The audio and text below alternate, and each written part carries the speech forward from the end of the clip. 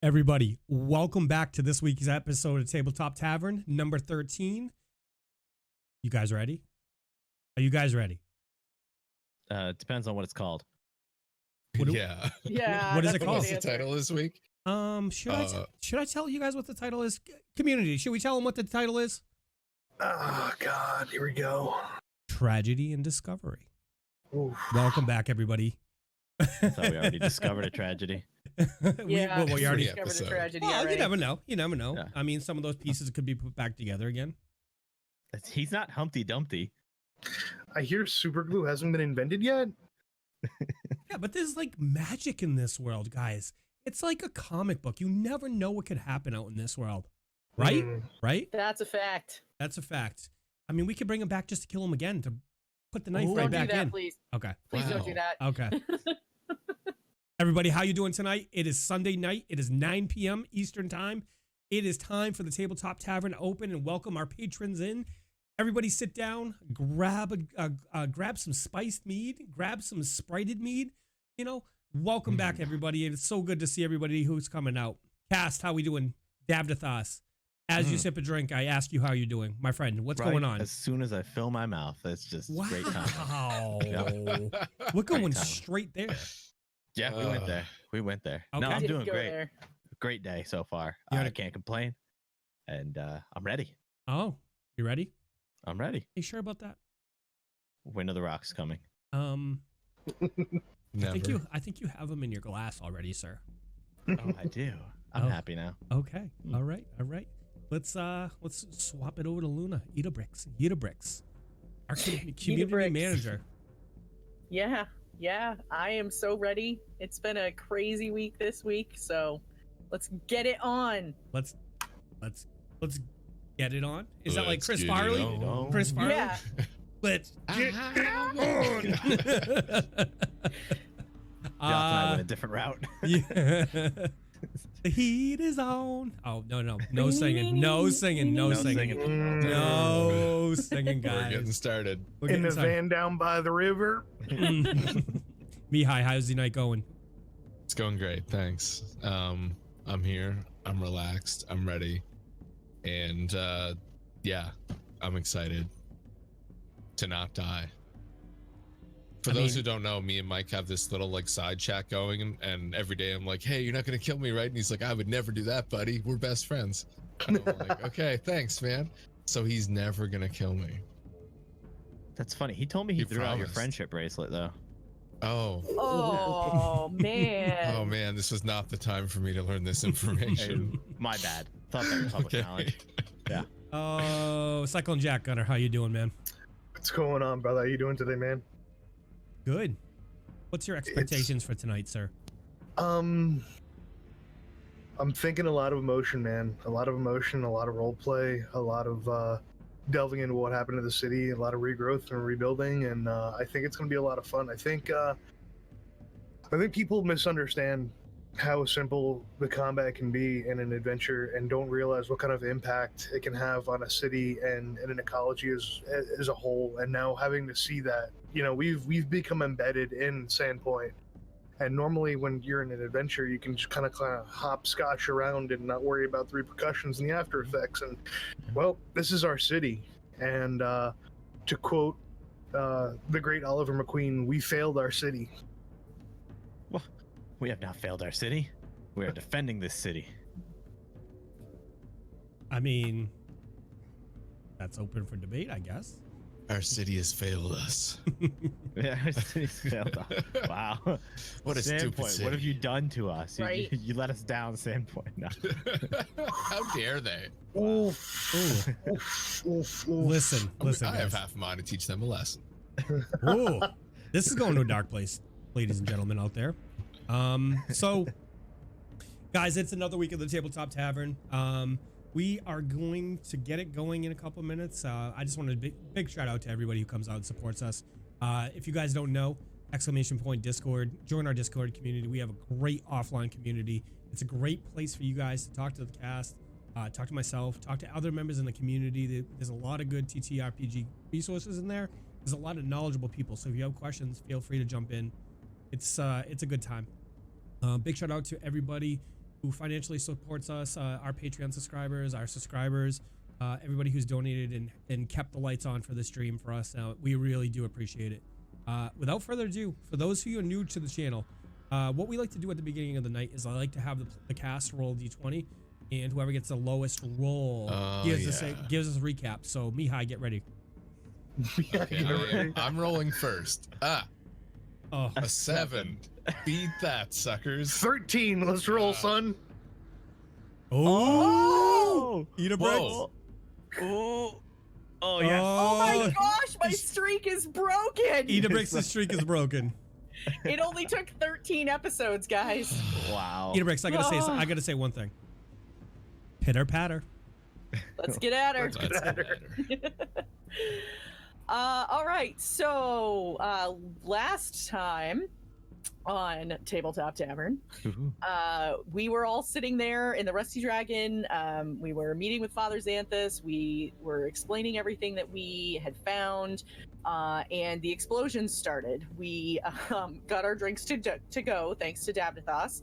Yes. And we headed out the door.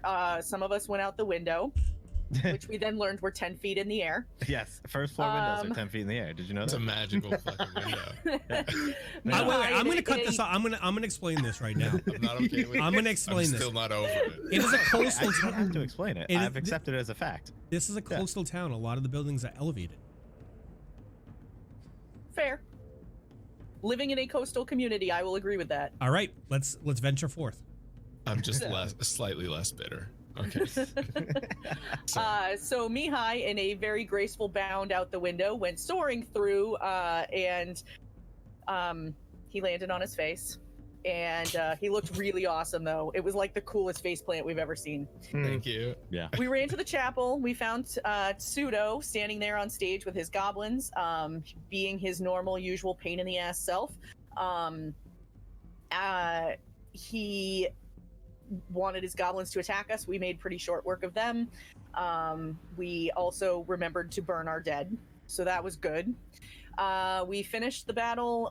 We spoke with the acolytes. We met up with a guard who said that they needed some help at the north gate. So we took off to the north gate from there.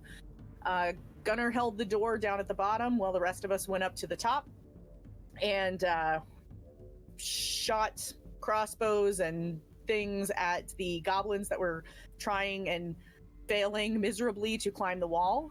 There was also a very large creature down at the bottom. Mihaly was able to hit the creature with his crossbow. Idabrix made another flying leap from the top down, drove her sword into the beast's back. Epic, fucking epic. Mm-hmm. Indeed. And Davdithas ran down to help Gunnar, and they were able to bring this giant beast down. We then regrouped on the north gate, at the north gate, when we happened to witness an explosion from another part of the city, where the captain of the RDN Bergen, Haeren Renwith, and his ship exploded. And Idabrix is very devastated right now. So that is where we left off. Good times. What do you think, Good community? Are we times. ready to get into it? Can we get some F's in chat for Haeren right now? And then we're going to get into this. Let's see those nice shot emotes, those F's in chat. Haeren says no. No. Nice shot, really. Not And Matt Mac Jackal. Jackal Ranger says hashtag not That's till all we I see a body. Hi, guys. He's just MIA. He's not KIA. He's not KIA. Okay, perfect. Not yet. Not officially. Alrighty. Many a man His has ship laid. blew up. Many a man and woman have laid to rest at the sea. It's a good time. It's a good time. It's a good time. Can we get that I'm in pretty sure quotes getting for a blown up is t-shirt? not a good time, actually. I mean, I want that as a t-shirt, please. what? It's many a man and woman have died at sea. It's a good time. It's a good time. All right. That I would think be a somebody. pretty good shirt. Somebody spiked my G Fuel, but. Oh no. All right. Are you guys ready to get this going? Cast? Oh yeah. I think it's time, brother. How do about it. community out there? You guys ready? You guys ready to get this going? All right. when last we left off. Who could have survived that? The women, the children, Haeren. A ship in the bay exploded that you guys know definitely was Haeren's ship. He was the forerunner trying to rescue the women and children of Sandpoint. And I'm going to give the floor to our cast. We should probably go to the docks now. Yep, let's go. I'm like on my way already. Okay. As you run out as you run into the courtyard from the north gate, 4 guards come running up to you guys and shout, "Davdithas, Davdithas! Father Xanthus needs you and your friends down at the port." We're already heading there. You guys Already going. Because that's where we're going. Yeah. As you make your way through the city, it's a scene out of a war zone. Women, men, and children are in various states of disarray, faces covered in ash, faces frozen in shock, and persistent cries of people throughout the city as chaos unfolds on them. There are bodies strewn about, with loved ones wailing near them. Buildings are on fire, windows are smashed, animals run freely and wildly, avoiding the terror in their wake. When you get to the port, you notice every manner of boat is being readied in what looks like an attempt to rescue the people previously on Haeren's ship. You spot Father Xanthus administering to a woman covered in blood. Your eyes fall on the figure next to her, Mihaly Barrett. Mihaly Barrett lays there not breathing. As you approach, Father Xanthus calls out to you. "Please, Davdithas, friends, do what you can to assist the healing of these wounded. If they are beyond healing, do what you can to comfort their final moments." As he says this, okay. As he say this, the woman next to him suddenly stirs. He's trying to, he has his hands on. He's trying to stem the blow on this woman. The woman covered in blood turns to you as you all approach, just scowl on her face. "So, these are the so-called heroes." At this, she turns and spits. Maybe if you heroes had been more thorough in your heroing, Allergast and Mihaly still might be alive. Not to mention the countless people who have died today. She coughs, lays back, and loses consciousness. Father Xanthus takes his hand, puts it upon her, and starts to murmur a prayer to Desna. "Desna, heal this woman. Even though she is bitter, she still deserves your love." A smile, a look of peace comes to the woman's face, and you see the wounds on her close up, but she doesn't regain consciousness. What do you guys do? Where do you need me most, Father? If you could,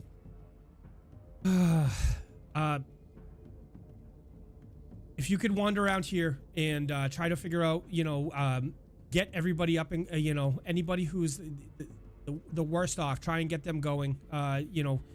Do what you can to save the people that we can, and if they're beyond Desna's reach, then guide them back to home to her. All right, I'll begin triaging. I was asked to come down here. Some of the wounded are back at the Merchants Guild as well, but with what happened out in the water, we are hoping that a lot of the people on the ship are going to be brought back here for help. Can you man this while I head back up there and continue? I'll send some alkalites down here to assist in the healing. Yes, Father, I can. All right. As Father Xanthus swings over to Gunnar. "Gunnar, can you go meet with the guard over at the town hall? After what happened last time," Fury points sadly down at Mihaly, "I think everyone should be more thorough in checking the city."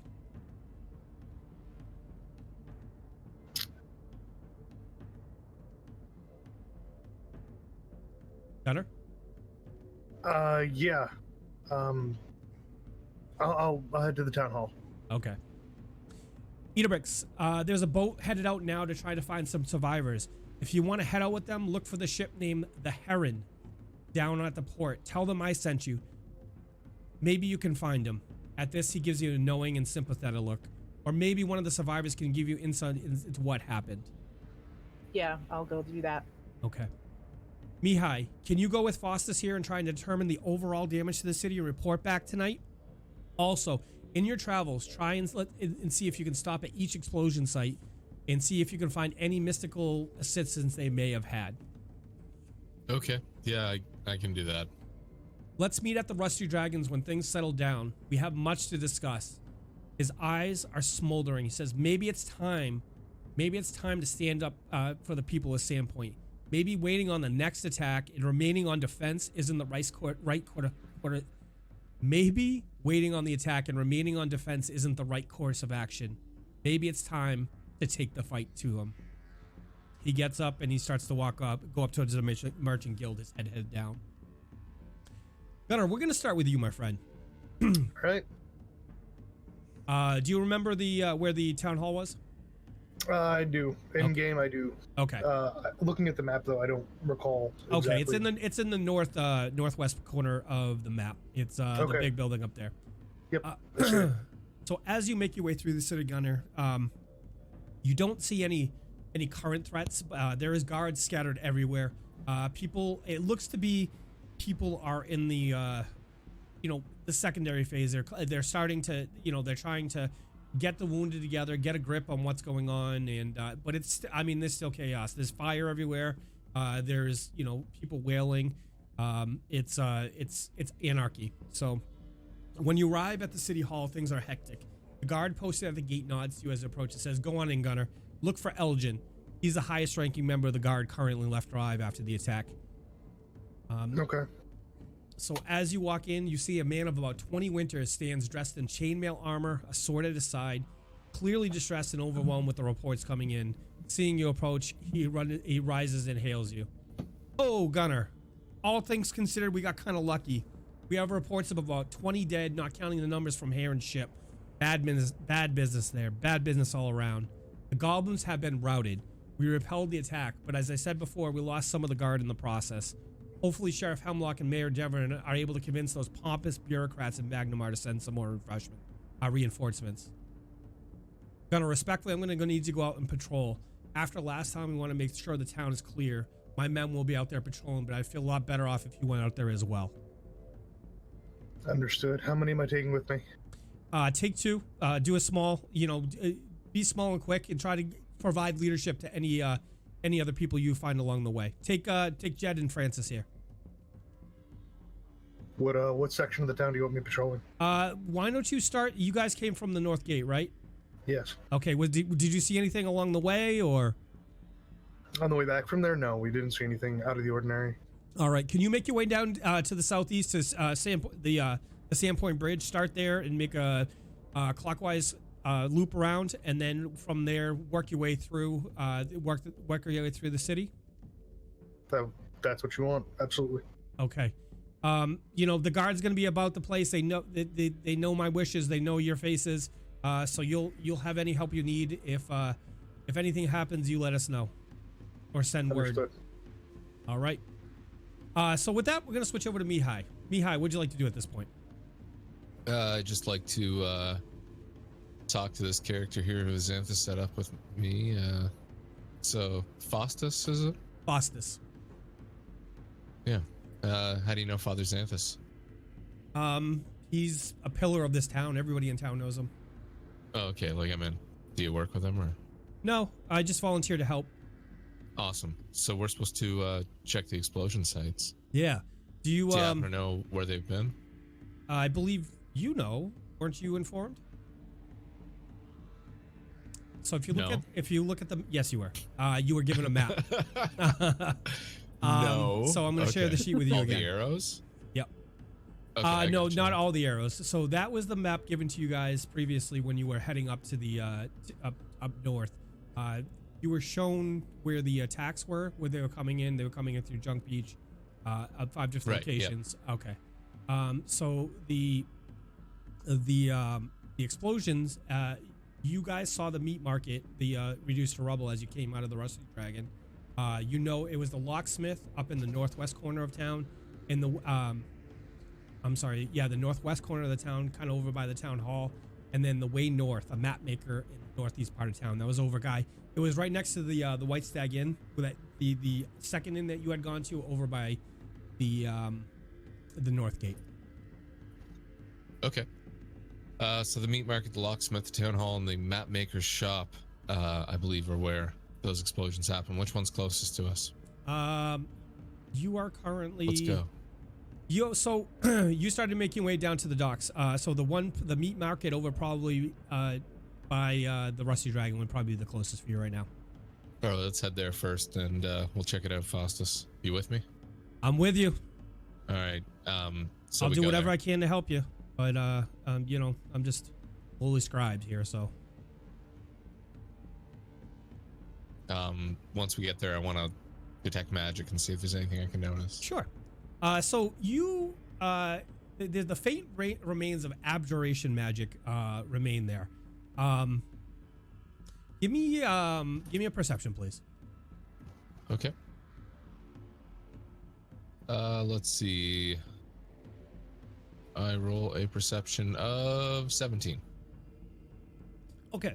So on the building next to you, you see a symbol that you know very clearly at this point. It's a 7-pointed star. And do you remember what that symbol is? Lamashtu. Is the symbol of the Mashtu.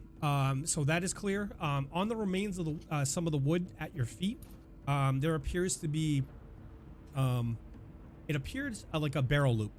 You know, the metal barrel that holds the slats together. Engraved in that is a symbol of Lamashtu as well. So it looks like they brought in some barrels of some sort of material. These barrels aren't from here if they have the symbol of Lamashtu on them here, Faustus. They must have carried stuff in and then set it ablaze, blew it up. Yeah, I mean, that kind of seems likely. I mean, I don't know much about the symbolism here, but you know, this you say it's Lamashtu. I mean, that can't be good, It's right? 7-pointed star. That's what we've been seeing. Okay. We found a little pendant with the same star. Oh, you did? Yeah. Okay. And Lamashtu. I mean, I'm not a religious man, but I know a little bit that that's not good. That can't be good. So here, grab this barrel loop and take it with you if you can. We'll show Father Xanthus when we come back. This is good evidence that they brought something into town. Perhaps someone will know where these barrels been made or something. All right, so he hooks it over his shoulder, and you know, it's pretty good size, so he hooks it over his shoulder and grabs it. Davdithas, we're gonna switch over to you. What are you doing at this point? I'm triaging, just seeing who needs my help the best, trying to stabilize. Okay. You know. All right. So as you walk through, there's plenty of wounded there. It slowly, people like slowly filtering in. You know, the majority of the wounded are getting led up to the merchant's hall, but there's a lot of people hurt here. You find everything from, you know, basic bumps and bruises all the way up to, you know, blood splurting.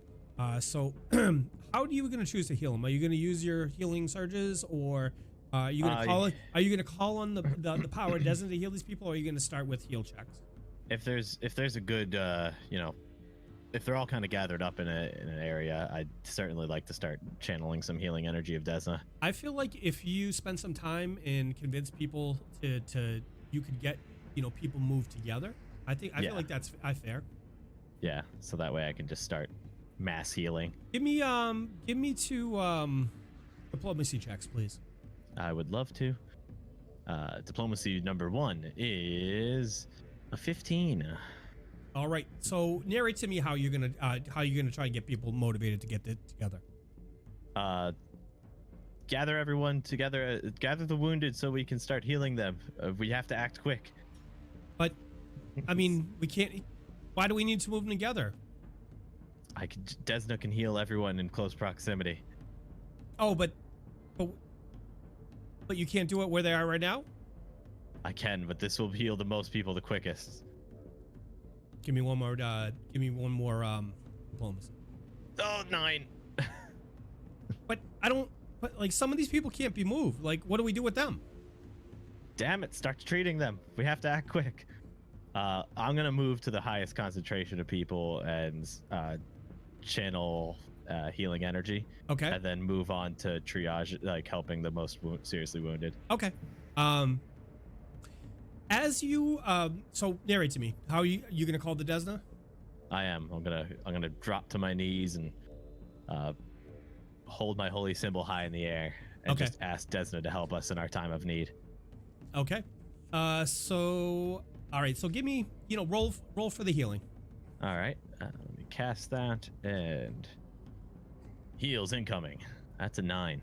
Okay. Give me a perception, please. Perception incoming. So didn't roll on the table. 1 second. That's a 19. That's a 19. Okay. So Davdithas steps forward, raises his hand to Desna with his and puts his hand on his holy symbol. Desna, we need you at this time. We need you to heal these people if you find them worthy. As you do so, you hear, for the most part, people seem, you look around you, you see wounds knitting, you see blood receding, the color coming back into people's cheeks, but you hear somebody hiss somewhere around you. Am I able to discern the direction?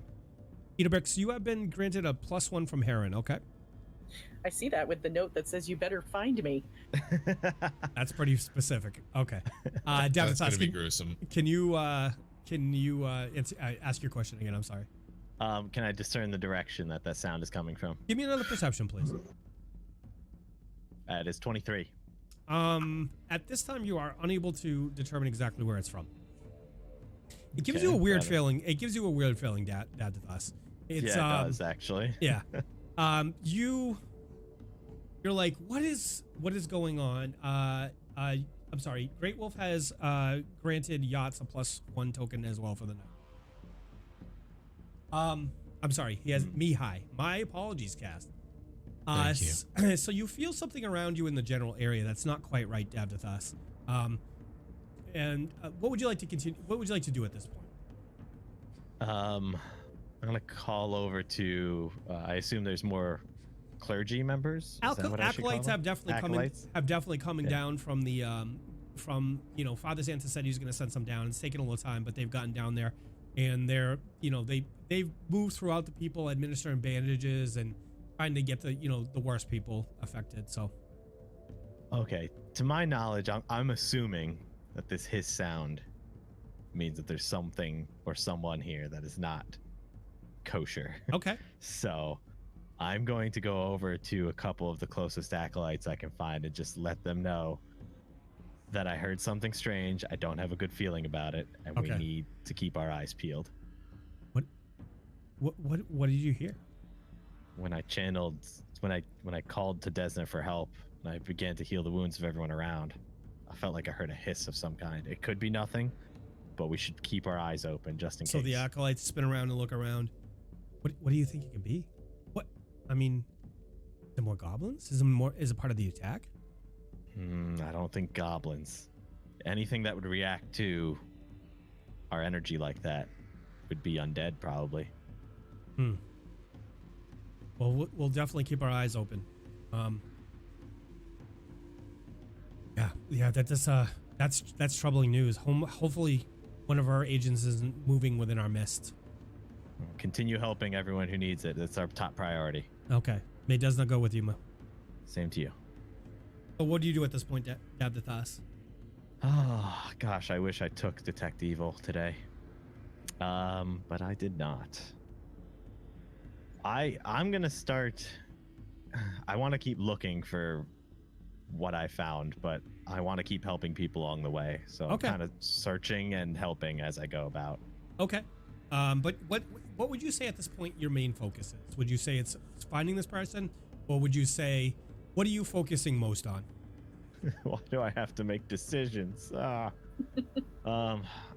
probably say helping because it's our top priority. Okay.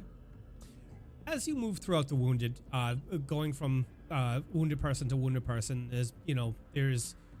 it tugs at your heartstrings because there's so many wounded around you. People are being brought in from shore. There's bodies that have been brought in, and you look for the most wounded of the people coming in, and you start moving throughout them. Give me 3 perceptions, please. Sure. Perception 1 is a 16. Perception 2 is a 28. And perception 3 is a 16. Okay. So as you're moving throughout the throng, and you're kneeling down at a particularly wounded person, you start to hear a spell being cast. Can I use my spellcraft to identify it? You can. You say I can or can't? You can. Okay. I'll do that. It's a 6. You're unsure what spell is being cast. Can I quickly discern its direction? You can try. I would love to. Perception? Yep. 28.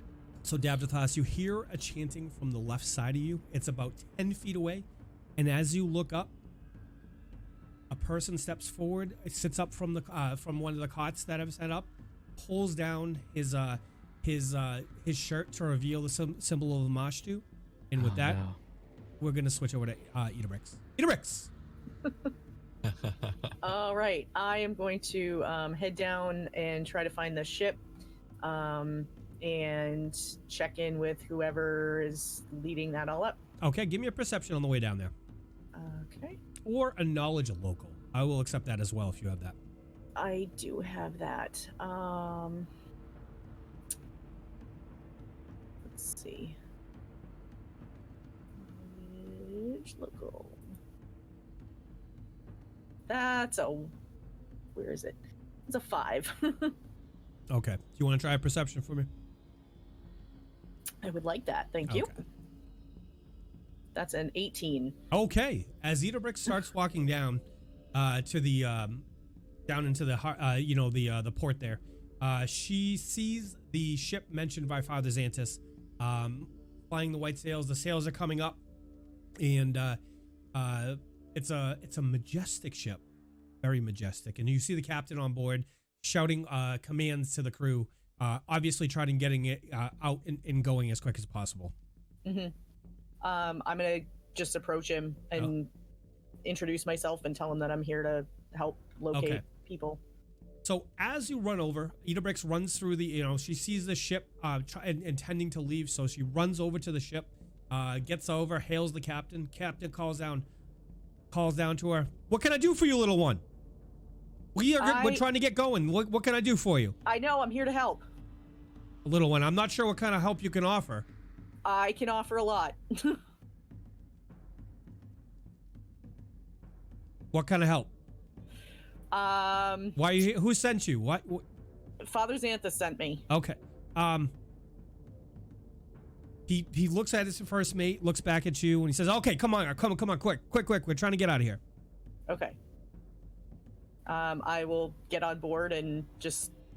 Where do you need me? How keen are your eyes? Fairly good. Fairly good. Okay. Can you go up in the crow's nest? And you look to be rather dexterous. Can you get up in the crow's nest? Yep. All right. Let's see some climb or acrobatics to get up there. Idabrix, please. All right. Why don't you just have her jump up there? She's probably got the skill for it. It's a 17 acrobatics. All right. So you scurry up the ropes up to the crow's nest, and Captain calls up to you. Oh, well then. Okay. We're gonna be underway in a minute. Bear tight and start taking a look around. There's a glass up there you can use to assist you in looking around. So after a couple minutes, you hear the creaking of the ship, and oars are set out from each side of the ship, and with a groan, the ship starts to head out into the bay. After about 15 minutes, you're out into the bay, and people are pretty much all around the ship. They've got bandages ready. They've got medical supplies. They have smaller ships ready to go, and they have flotation devices and ropes ready to throw out to the in case they encounter anybody. As you get about 5-10 minutes out into the bay, you start seeing people. Idabrix, give me a perception. And that is going to be a +10 with that item. So that's a 19. So 29. Oh, for a 29. Okay. So Idabrix, as the boat's going out there, you're easily able to spot the people, even though it's nighttime. You're easily able to see a lot of people in the water, and you call down to the captain and relay the information. There's a person standing at the bottom, so you're yelling commands. You're saying on the left, on the left, on the left, on the right, over there.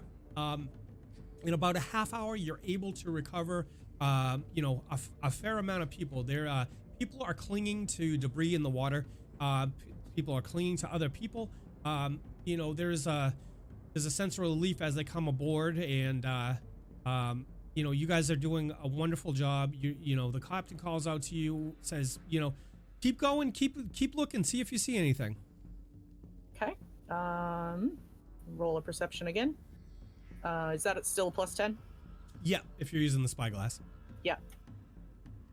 That is a 35. Okay. So you are fairly confident that as you go, you're getting everybody around, and it's great when you look down. You're usually seeing a clump of people, and if if you miss somebody, generally they you know they know the people They around know them. there's somebody else nearby. Yeah. Yep. So you're out there for about an hour or two, going around the bay, and you get to the point where you don't see any more people. What would you like to do? I think I will, at this point, I'll yell down to whoever's right below me, just letting them know that I don't see anybody else. Okay. And that I'm gonna come down. Okay. So. Okay. So you give me athletics and narrate to me how you're gonna get down. Let's see. That's a 25 acrobatics. Okay. I'm literally just, my goal is just get down. So I'm not doing anything fancy. I'm just like Scurrying down. You know, scurrying down the most efficient way I can. Idabrix places her hand around a rope, tucks it around. You know, she makes sure her cloth on her from one of her robes or clothing, and she just slides down the rope all the way to the ground, hits the ground, like punches the deck Superman style, stands up and looks at everybody around her. All right. So at that point, I'm gonna just start kind of walking around the ship, looking to see like who we found, what kind of condition they're in. Okay. Do I recognize anybody? Okay. So you recognize a lot of the, you know, there's people throughout town that you just encountered going through the town, or you've seen them at the Red Dragon Inn, and everybody is extremely appreciative of you guys rescuing them. You know, the crew has circulated the word that you are up. You know, one of the famed heroes of Sandpoint was up in the crow's nest, pointing out people all around so that they could be rescued. There's, you know, while people are, you know, happy to be alive, it's obvious that loved ones are missing and are indeed gone. So a person approaches you. It's a woman, red hair, you know, middle-aged. She comes over to you and says, "Ma'am, can I beg a second of your time?" Yeah, I'll turn and talk to her. What can I do for you? Ma'am, we were evacuating and all our eyes were on the town of Sandpoint as we fled our home, Mrs. You know, we were looking at the shore, you know, we miss our, you know, as we came out of port, we were missing our family. Suddenly we smelled smoke. There was a smell of smoke on both sides of the ship, which was very strange because, you know, with the wind, normally it'd be one side or the other one. People started to cry out. There were strange green flames starting to appear on each side of the ship. The smell was awful, ma'am. It was a foul smell of rotten eggs. And then from below, two figures ran up and from below and threw off their robes, and they cried, "For Nuala, or Lamashtu." Mrs., it was goblins. Screams then erupted all over the ship. The captain and his good men, they charged the creatures with their weapons out. Captain Haeren, he almost made it to them, madam. But before he could, they hurled bottles to their feet. Two small explosions rang out and fire spread on board the ship. I didn't quite see, madam, because of the sudden flash, but madam, I think the blast hit your man full force. I didn't see what became of him and his men, but ma'am, they were true heroes. All right, let's see. A few short breaths later, there was a loud boom from below deck and a flash, and I found myself flying into the water. I nearly lost consciousness, but was able to retain my sanity a bit and clung to a piece of wood. That's when you all fished me out of the sea, ma'am. I'm gonna just kind of like pat her on the arm and be like, you know, I'm thank you for telling us this. I'm glad you're okay, and I hope you can find someone you know on the ship to, you know, to sit with and take care of each other and be there for each other right now, and you know, I wish you all the best. This is I hate to be the bearer of bad news. I just thought you should know that I don't know what happened, but they acted the true heroes, ma'am. So I just thought you should know. And I appreciate you telling me. All right. What would you like to do at this point, Idabrix? I think she's gonna need a minute, so she's gonna try to find a place to Okay.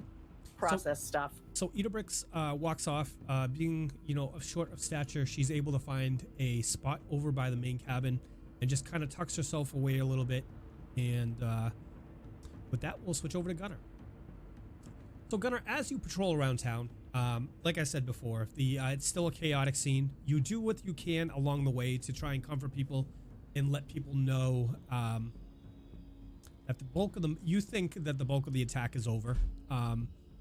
You know, you do what you can, you know, as you go through. But what would you like to do? I'm just looking for things out of the ordinary. People ask questions, I answer what I can as short and concisely as I can. No embellishments, just straight up the facts and what I know offhand. Very succinct. And then just, exactly. And then just keep moving. Okay. I'm literally looking for anything else that, you know, ambushes, holes in any sort of defenses. Okay. Places they can gain access or places that they may be hiding out in, and checking them out before I move on. Okay. So give me a couple of perceptions, please. Give me 3. Sure. That's a 9. That's a 9. And that's a 9. Wow. Wow. Wow. That's impressive. Is that the symbol of Lamash too? Should I be worried? Upside down. Upside down. down. Pitter pat. Let's get at her. So Gunnar, as you're walking around, you're aware, because of what was told to you before, of where the attacks were. Okay. You don't see anything as you're walking through the streets. You don't, you know, you don't see anybody. You don't see any threats. Nothing jumps out to you as everything appears on the level for you at the moment. You think that this is, you know, this is the aftermath. This is, you've seen this in battle before. You've seen post battle. So the 2 guards with you say, why don't we go check out some of the the sources of the attack, or where I know you were at the north gate. That was clear when you left, right? Yeah, it was absolutely clear. And we had a couple guards up there. 2. Okay, let's stop up there real quick and make sure everything's looking good up there. Sure. Pardon me. So as you make your way up to the gate, you get up there, and there is in fact more guards than there was previously. The timbers have arrived, Gunnar, that you had requested, and they are propped against the door in the meantime. And people, there's a bunch of archers up on the top part of the gate, watching out. Okay. It looks to be secure. It, you know, they've, like, at your direction, they propped up the gate. The gate is, you know, is closed, and this at least this entry point was, or attempted entry point is well guarded and secured at this time. Is there any one particular guard around here that looks like he's in charge? So the guard that you were actually holding the door with, prior to venturing out, he's walking around and appears to be giving directions. You. Me. You. Me. For the next time we assume an assault, if you remember they tried climbing the walls, it might be a good idea to try to oil or grease the tops of the walls by hand. So when they try to reach that last couple inches, they slip and fall to their deaths. Let them get up as far as they can to get more distance, and when they finally grasp that last stone, they fall and lose footing. At this, he learns over. He goes, Janice, go down to the Merchants Guild and see if we can get some fat. So one of the guards, you know, drops his weapons and he runs off. Has anything else been out of the ordinary around here? Has things been quiet? Things have been Have we seen any quiet. more attacks? You know, we got the door. It was a little banged up, as you know, that big beast. He was hitting us with that fucking tree trunk, and there was a little bit of cracks. But as you can see, we repaired the door, and now we got shored up with timbers so that nothing's coming in out of this. Do any of you have any oil or anything? Like lamp oil? Yeah. Well, we have enough for the you know, the lights on the walls here. Where can we find some? Let me go question. Maybe you should Even if there's just a little bit from the lamp. oh, you know what, the general store, vendors place, maybe that if that's open, maybe you can if he's down there, vendor. Make sure that giant gets burned. Okay. I don't know what it is out there, but it's a big one, right? Yeah, they're very large and smelly and hurt. So I'm not sure your character would know it is a giant because we don't know sure what it is at this point, but we will move on from that. So do you want to go find more oil, or what's your goal at this point, Gunnar? We've checked this place out. We've checked other places out. I'm gonna look back to the two guards that I'm with and go, well, where would you guys like to go next? What makes the most sense to you? What would be the most? Let's just do a general sweep and see what we can find. All right. So you guys are up at the north gate, and on the map, you know this is pretty close to where the chapel is and the White Stag and all that. So the guard looks at you. Why don't we just go down Church Street all the way to and High Street down to the Red Dragon and make sure everything's going down there. I know there was an attack at the meat market there, and that building's leveled. You know, let's go take a look down there. All right.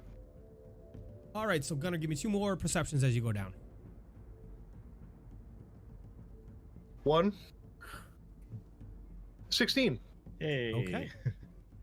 So Gunnar, you're almost you're a little past halfway on the way back down, and you're walking and you look over in one of the alleys and you hear a noise from the back of the alley, and you see some shadows moving. I motion to the two guards before I step into the opening of the alley. I motion to my ear and then point down the alley again. All right, give me 2 seconds. I'm gonna.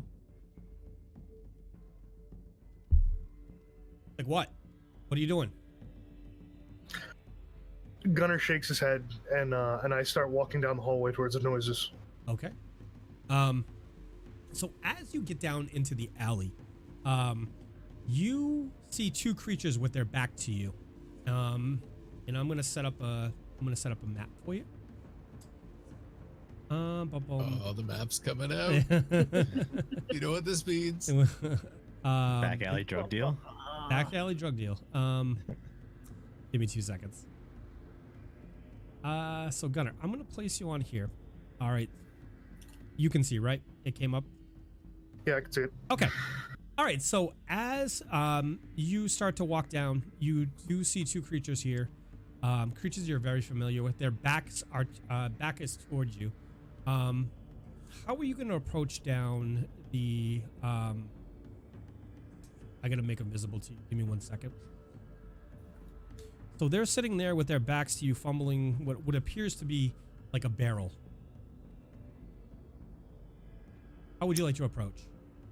A slow, quiet approach as I draw my sword. Okay. Give me a stealth roll, please.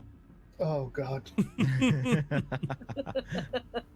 Here we go. So as you're walking down and you're trying to be stealthy, you hear, I want this one. The other ones are going off. She's gonna kill us. We gotta get this one to go off. She's gonna kill us. And the other one says, you moron. All you have to do is light it. All you have to do is light it. It's got the symbol. It's got the wick. Why can't you just get this thing to go? And you rolled an 8. Okay. That's right. Yeah. Alrighty.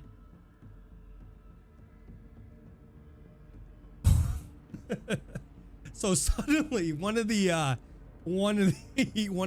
goblins look back over his shoulder and sees you, and he goes, "Fucking Longshanks, spins around, and you guys are going to be on initiative. So let me give an initiative.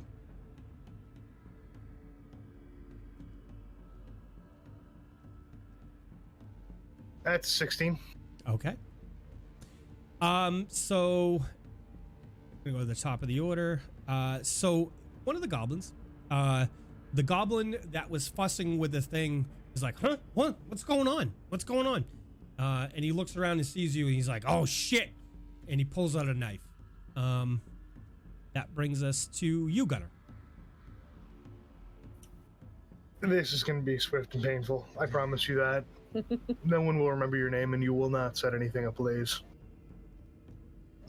Charge and swing for the fences. Okay. So Gunnar runs down, seeing the threat, seeing one goblin look at him and the other one pop around, and he's obviously aware that they are trying to further do damage to the city of Sandpoint. That's a 27 to hit.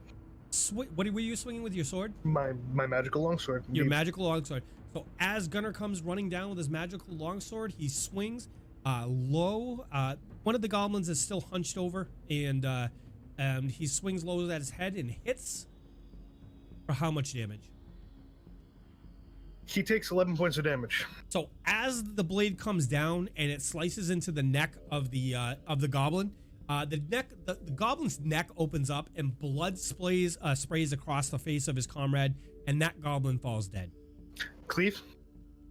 Get it?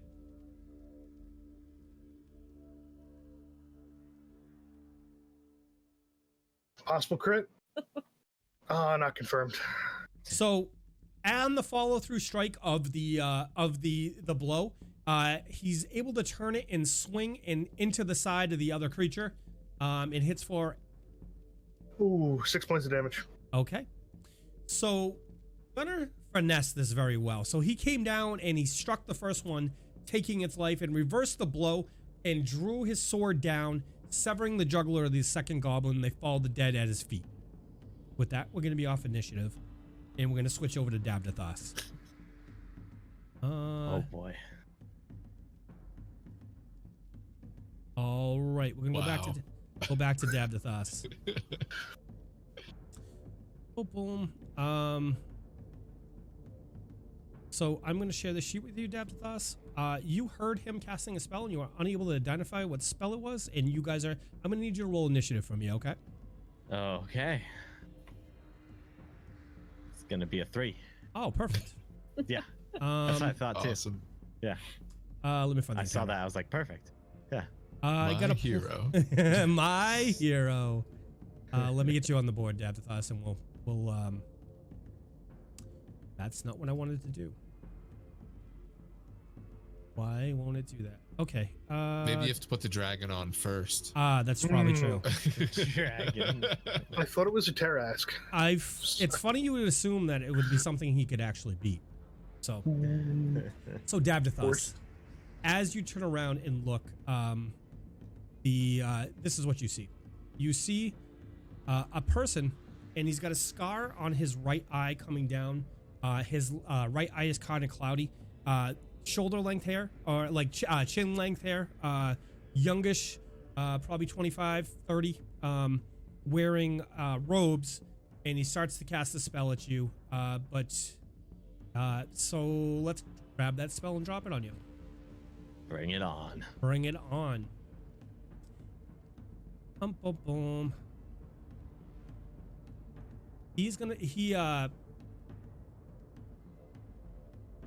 Oh, this is fun.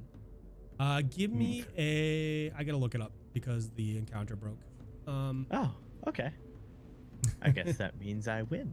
That absolutely means you win, friend. That's like when something doesn't scan at the grocery Yeah, store. right? People, Free. I guess it's free. I guess it's free. Yeah.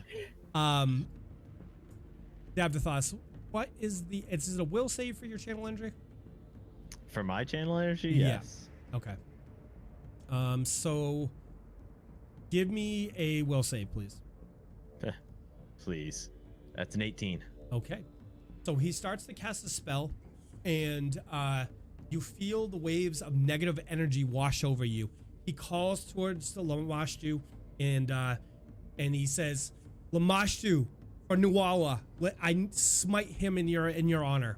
And you feel the negative energy wash over you, but you're able to resist it. I believe that's for half, right? Save for half?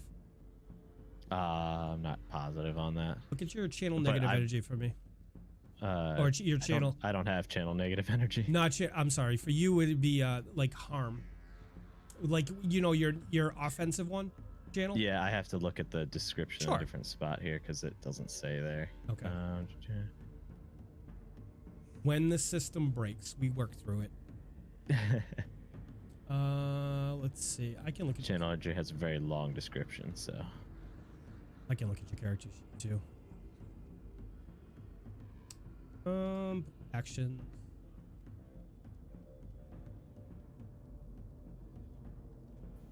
half the damage. Found Half it. damage. Okay. And so let's do this. Ooh. Ooh. Big 6, sir. Okay. And it is your turn, my friend. Where is he? You don't see him on there? I do not. Okay. Now you should, sir. Oh, gosh, there he is.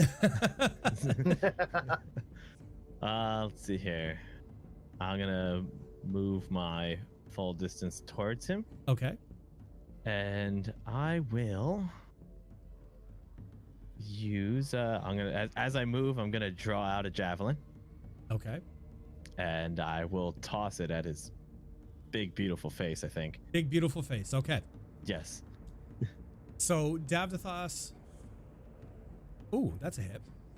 So You know Davdithas moves over and clearly sees this enemy of his goddess, takes one of the favored weapons of his goddess, and oh, I thought it was. Oh no, that's the star knife. My friend. Yeah. So it takes seeing the opportunity to strike down a foe of his goddess, launches a javelin at him and for a hit, and does 1 damage. So the javelin glances off the shoulder of the person, opening up his shoulder and doing a damage. He kind of grunts and looks at you and smiles. And that brings us to him again. So he's gonna take a step towards you and look at you and draw his mace pointed at you and says, "For her honor, you will die." It is your turn. I am going to take a step towards him while drawing my mace and say, "For her honor, you will die." I don't know if that's how that Original. works. And I hit him with the The acolyte morning immediately star. rolls its eyes. Oh, okay. So, So I Davdithas, rolled a how much you hit 19. for? 19. A hits 19. hit. Oh, okay, so that is a hit, sir. All right, and that's going to be a 4 damage. Okay, so as you strike forward with, and you're sure at this point you have the blessing of your goddess in the full weight of her behind you, you strike him in the face, and he goes to the ground. As he does so, he says, "You fool. Your whole party are fools. You're already dead. You're just not smart enough to realize it yet. What is the power of butterflies compared to demons, twisted things, and the stuff of nightmares?" A smile comes over the man's face as you watch. His skin starts to change color, glowing orange, glowing from within. The color starts to change to black, and a smell of burning flesh starts to permeate the air. Suddenly, the man bursts into flame with a cry of exultation and screams, "Lamash, you take me!" and falls to the ground on fire, all the skin burning from his flesh. Wow. I didn't think this weapon had that kind of power.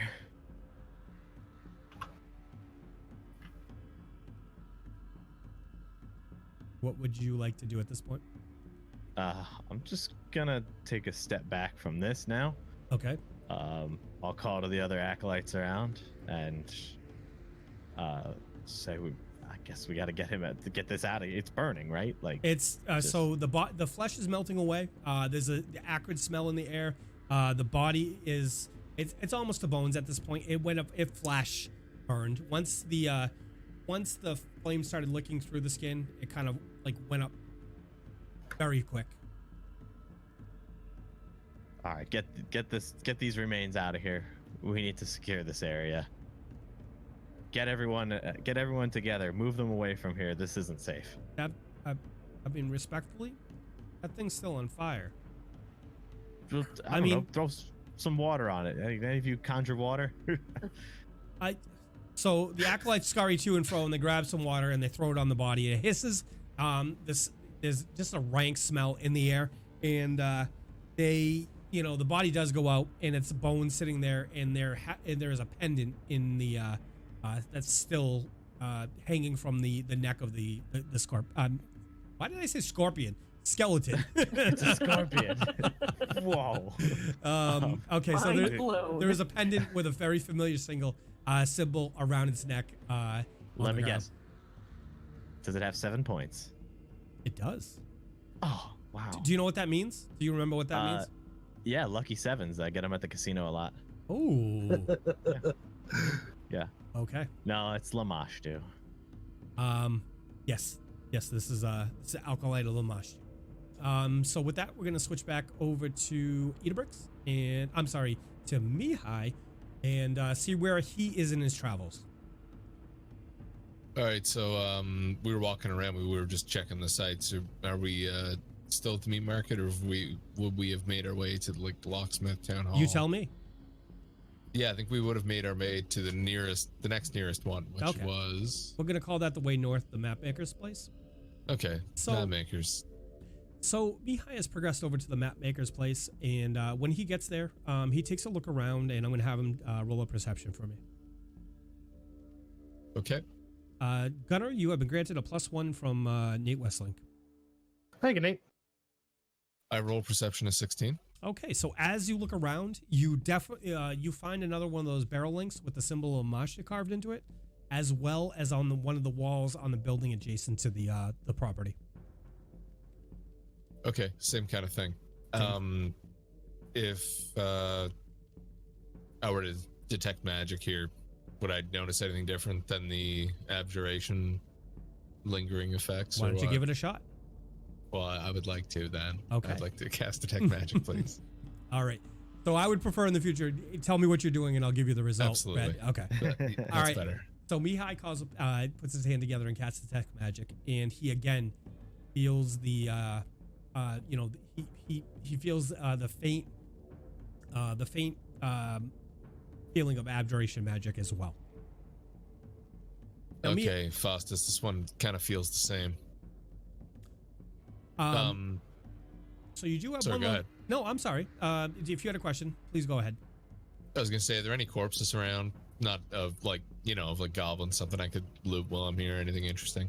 No, you don't see any corpses. You take a look around, and you think at this point, you guys have been walking around for a while. I think most of the dead or injured have brought to the Merchants Guild or down to the port, and you think most of the dead have been collected at this point. So, okay, still need some new robes. Faustus, where can I get these robes fixed, buddy? We still have one place to check. Do you want to do that right now? No, not right now. I just mean in the future once all this blows over. Go down the Merchants Guild or one of the tailors. Guild, okay. I'm sure somebody can take care of you. Sure, I just figured I'd ask because you'd probably know I'm still kind of new to town. On True. to the next place. All right, so let's head down to the locksmith in the northwest corner of the town. That's kind of over by City Hall. Let's make our way over there. Yep. Would you like to do anything along the way, or? We're just gonna double time it there. Okay. As you get over there, a familiar scene awaits you. There's debris everywhere scattered. There is, the smell of charred, and it's very similar to the scene you guys have seen at the previous two sites. Okay, so I'll roll another perception. Or is there any point? If you would like to. Okay. A 10. So you do find that barrel hook again. They're the same kind of barrel hoop. One thing that sticks out about these is they're still perfectly circular, right? But the symbol is Lamashu on this, and as you look at the building again, there's another symbol of Lamashu on the building. Okay, and I'll detect magic here. Okay. Anything different? So you do find the presence of abjuration magic at this point. A little bit remains on one of the wood pieces next to you, and you see a rune carved in and you, or partially what you would think to be a part of a ruin in there. Based on your experience at the other two sites and this one as well, would you like to try and figure out what the spell is? Oh, definitely, yeah. Okay. So I would roll a spellcraft. Correct. Okay. A 7 total. A 7. You rolled a 1 + 6 for a 7. Okay, so That's you correct. are at this point. You're unable to. You're not sure what the spell is, but you know it is based in abjuration magic. Can I take that piece of board with me with the rune inscription on it? Absolutely, yeah, absolutely. It's small enough it could fit in my bag. Yeah, or so in it's my like hand. it's like a partial. We'll say like a half of a symbol left. Okay. So, Yeah. So I'll collect that up in the easiest way I can. If I can just like put it in my bag and not worry about it and continue on to the next place, I guess. Okay. With that, we're gonna switch over to Idabrix.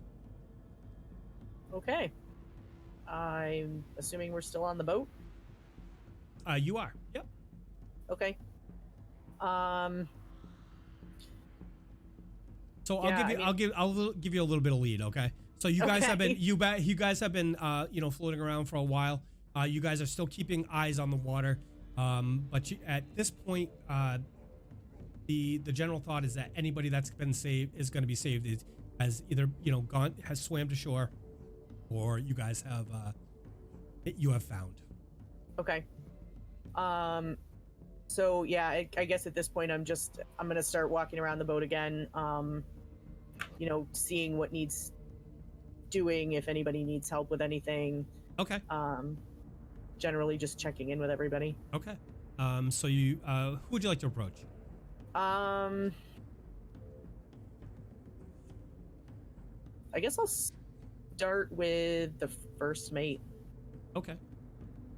Mrs. You did a great job of picking those people or finding them. Oh, thanks. Yeah. Just. I know what you want to Wanted ask. to get I know what you want to ask, ma'am, and he hasn't been found yet, ma'am. Okay. Anybody need any help with anything? Anywhere you need extra hands? How are you with the rope? Not great. Okay. Why don't we do this? We're gonna start to head back in a little bit, ma'am. Why don't you circulate around, see if any of the crew needs help with anything. Otherwise, just keep your eyes on the water just in case. Okay. I can do that. Mrs. We heard about what he did, and he was a good man. He was a very good man. He was. And he tips his hat to you and walks off. So for the next half hour to the hour, you walk around and help people out with like little tasks here. Somebody might need help propping somebody up. Yeah. Just caring to somebody, maybe even just talking to some of the people, keep them calmed down and consoled. The ship starts to make its way back into port, and you guys arrive back in port uneventfully. All right. So I guess at this point I'll just I'll get off the boat, see if anybody needs help getting people off the boat. Okay. Yeah, just again, just kind of like doing whatever needs doing. Okay. As you walk through, as you get off in the port, you do see off in the distance, you see your friend Davdithas. You spend a little time, Davdithas is walking back and forth and obviously tending to the wounded with a couple acolytes over there. You do spend some time helping people off the boat, trying to, get people steady. People are still, they've been in the water after an explosion, so they're a little unsteady. So you help people get down. The children mostly, because that's more of your stature. So Better with them. after a little, after a little while, the boat is empty, and again, you see Davdithas over there, tending to the wounded. Right, I'm going to make my way over to Davdithas then. Alrighty. Okay. Hey, Davdithas, do you need any extra help? Or If you're a child looking for help, go with the evacuation. Davdithas. What? What's up? Oh, hey, Idabrix. Hey, sorry. My bad. Yeah, I get that a lot. It's a little hectic around here. It's a little hectic. Yeah. How did the rescues go? We found a lot of people. We pulled some out of the water. Got quite a few back in. So Idabrix, to give you your scale, you guys saved about 150 people. okay. We did not find Haeren. Oh yeah, and Haeren. I'm sorry. What about the blacksmith's daughter? I have no idea. I wasn't really looking for her, It's okay. so It's okay. No worries. I'm sorry again about Haeren. In other news, Badman showed up. Lamashtu acolyte, all of a sudden, hiding amongst us. yeah, That ain't good. We heard that apparently it was some Lamashtu followers that blew up the ship. So they've been here among us somehow. yeah. And with that, Yeah. I'm gonna switch over to Gunnar. Hi. Hi. So 2 dead goblins and a barrel that I heard them speak of exploding. Yep, the barrel's in front of you. So this is a typical, storage barrel. It's bound with 2 metal bands. The lid is on top, and you see a piece of like what you think might be cloth hanging out of it. Do I have a basic understanding of how this thing might work? Give me an intelligence check, or let me look. We'll start. Give me an intelligence check. Okay, I'm not that smart. That's 15.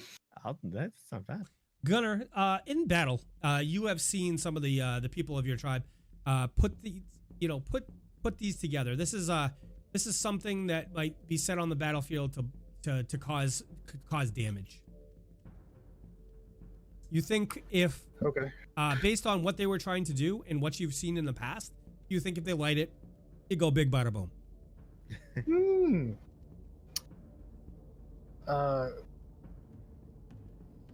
I look at the 2 other guards and go, so this is what I saw.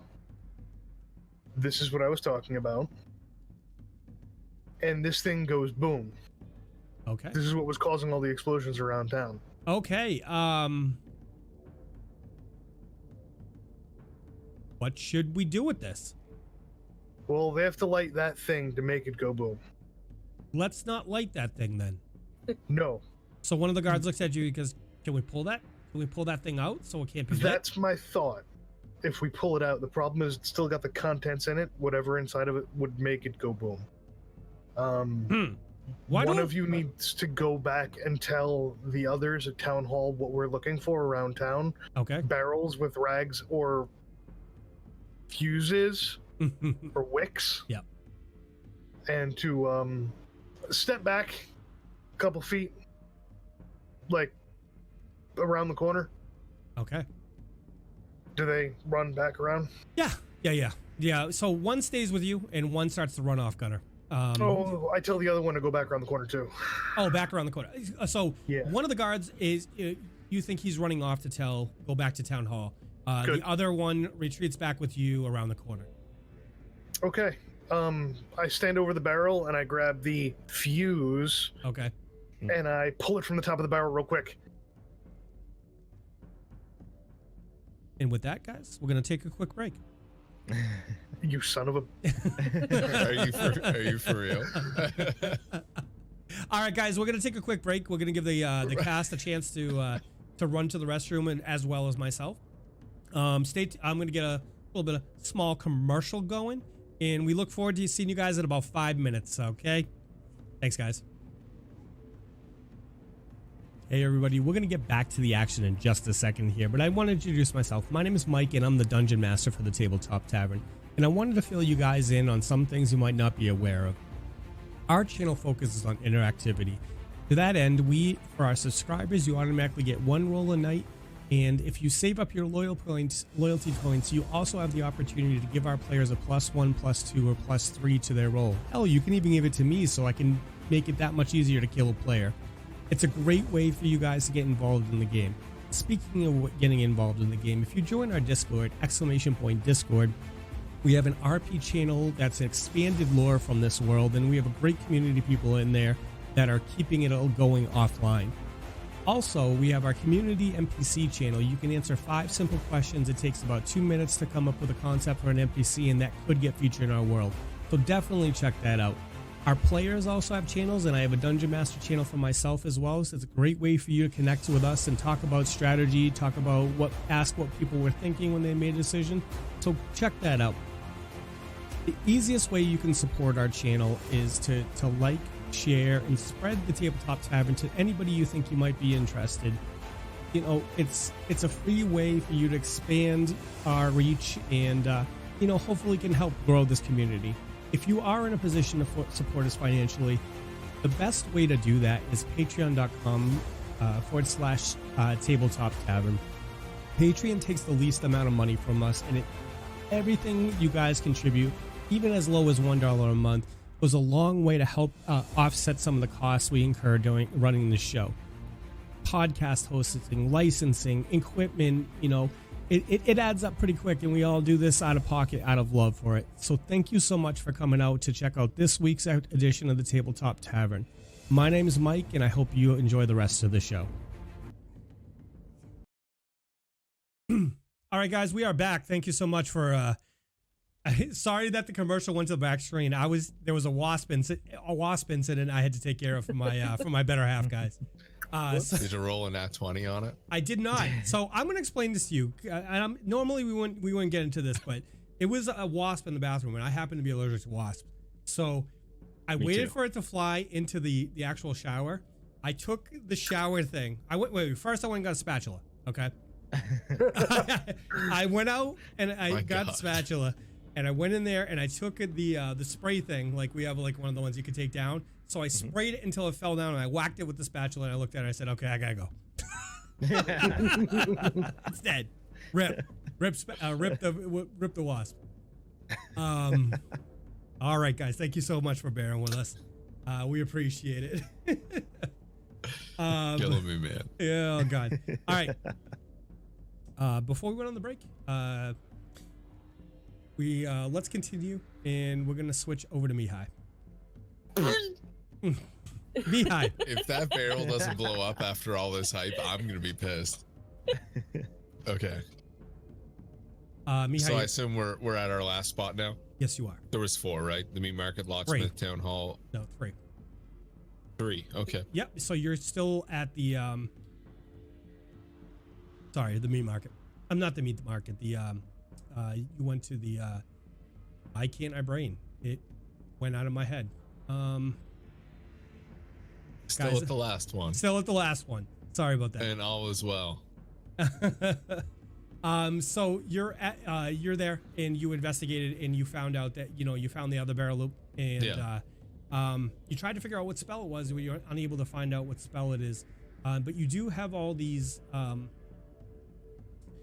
this physical evidence, and that you could bring back, and you could show you guys know you're going to be meeting up with Father Xanthus and the rest of the crew later, the rest of the misfits. So what would you like to do? Yeah. Okay. So Faustus, I think this is probably all we need, buddy. Do you know where Father Xanthus can be found? Yeah, he's probably at the Merchant Guild healing people. All right, why don't we make our way over there?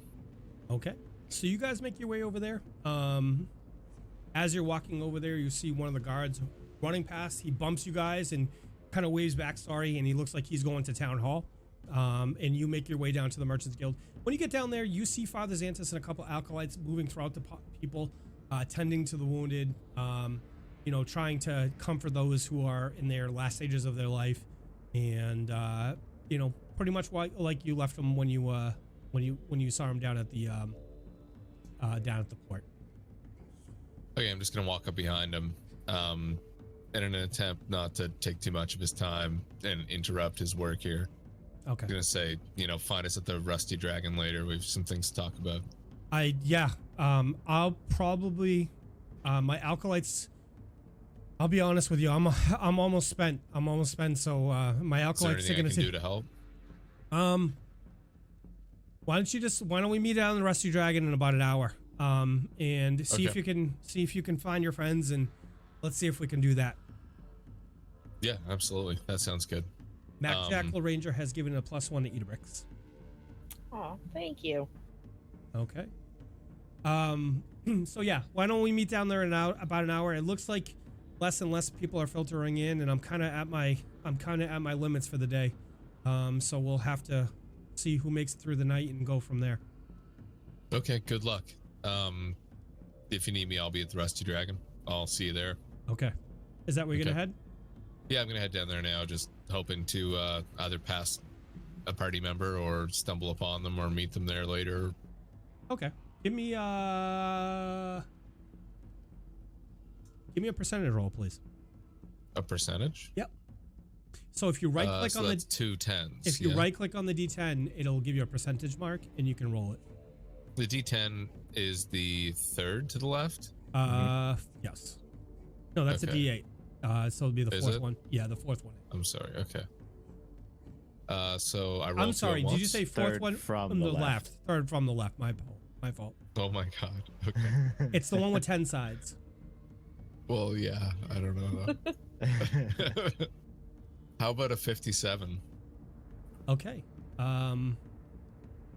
So as you're walking throughout the town, you look down and you see Gunnar and a guard, looking down into this alley weirdly, and they're talking among themselves. Yeah, I'm gonna head up behind Gunnar.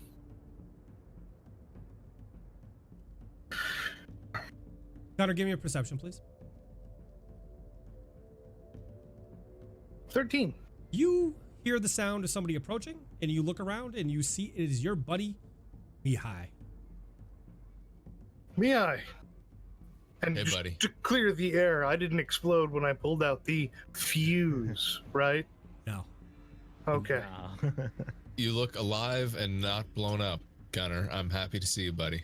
Ah, So Gunnar, I Gunnar, as you pulled the cord out, there is some type of powder attached to the cloth. It appears to be a little sparkly, and it's something that you personally haven't seen before. okay. You holding the rag there? From one of the barrels that go boom. Yeah, the barrels. Okay, so we found the bottom rings to them. It's got to be the same thing. So Yes. you want to take a look at them? Mihaly? Yeah, I'll walk over and take a look at it. I assume Gunnar's right there, right? So. Yep. So as you walk up to the barrel, you see the familiar symbol of Lamashu on the barrel hoop. You take out you look at the piece of wood you had taken from the other one with a partial rune on it, and that rune kind of matches the full rune that is on this barrel. Okay. Can I tell what the rune is now? Maybe. Try. With a You have spellcraft? a little more information seeing the full rune, so you might have a better chance of checking it. I will allow a second roll okay. based on that. 16. So you don't know much about this spell, but you do know what it is. It is explosive runes. You do know it's abjuration magic, and the spell is explosive runes. That you don't know much about it. Okay. Yeah, well, I guess this kind of makes sense, Gunnar. They have explosive runes on them. What are they filled with? Is it like a gunpowder type of thing? That's something your character would not be familiar with, Mihaly. Is it an exploding dust of sorts? I'm guessing. Look, it's on the bottom of the rag. It's sparkly and black and shimmery and shiny, and I'm guessing it goes boom. I didn't know that there was any magic on it. I just thought it was the barrel was filled with some sort of alchemical content. Okay. I was thinking some sort of like thunderstone mixed with some sort of like cannon powder or something. Okay. Well, I mean, I can't really tell you much about it. Maybe we should. Well, maybe we shouldn't handle it. Actually, I was gonna say we should bring some back to show. I've already Yeah, alerted the make guards that about them. Okay, great. These barrels are definitely blowing up all around town, though. Everywhere I went, I sensed abjuration magic, which would be these runes on them, I guess. So here's a question I have then. Yeah. If the rune is a spell, if we smudge the rune, will that disable the spell? And if in order to set off this powder, you have to light it on fire, what if we get it wet? I mean, it seems reasonable, but I have no idea. You could try and figure it out. So you wouldn't be able to smudge because it's carved into the wood, but you could.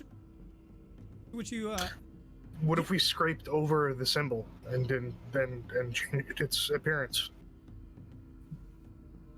Give it a shot. Would that do something to disrupt the magic? If you want to give it a shot, you can.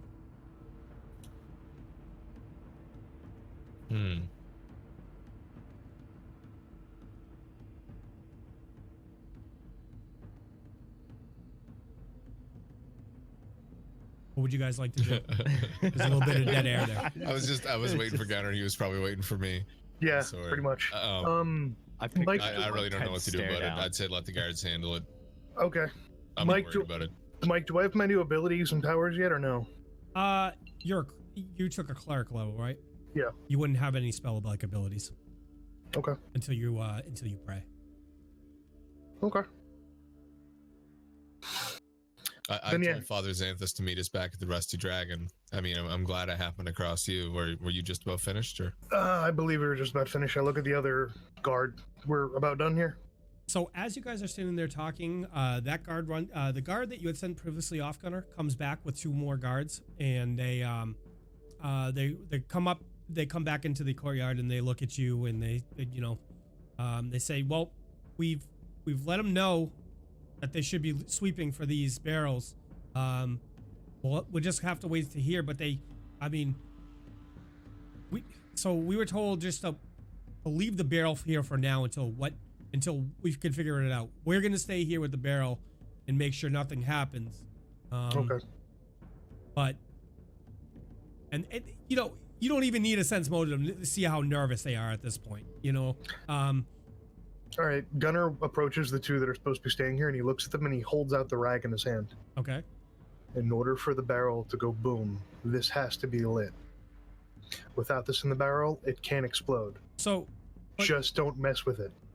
What if we light it here? Does the barrel still explode? I'm guessing it's a wick-like feature, like a lantern. Yeah, you would absolutely know that. So don't light anything on fire anywhere near this alleyway. Okay. No tobacco, no pipes, no nothing. What if it gets dark? Move to the edge of the alleyway. Just chuck the thing in the river and forget about it.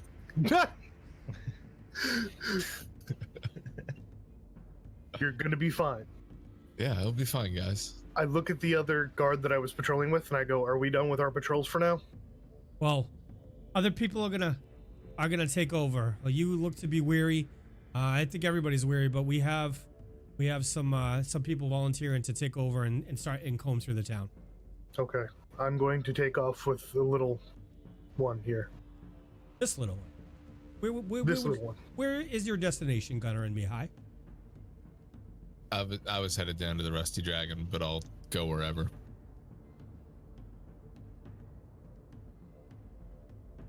Sounds good to me.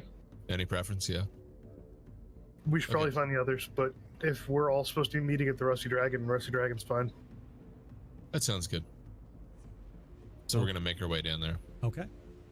You guys make your way down to the Rusty Dragon without event. You get there, open the door, and you see there's some people are in there a little worse than are a little roughed up, nursing their wounds. They've got some drink and food in front of them, and the familiar face of Amiko peeks out from the kitchen and looks and, oh, Gunnar Mihaly, what's happened? What you know what? Sit down. I'll get some food ready, and we'll get some drink, and I'll come over and I'll get the scoop from you. Okay, I grab a seat at the nearest table. Okay. Yeah, I moved to sit next to him. All right, we're gonna swing back over to Idabrix and Davdithas, please.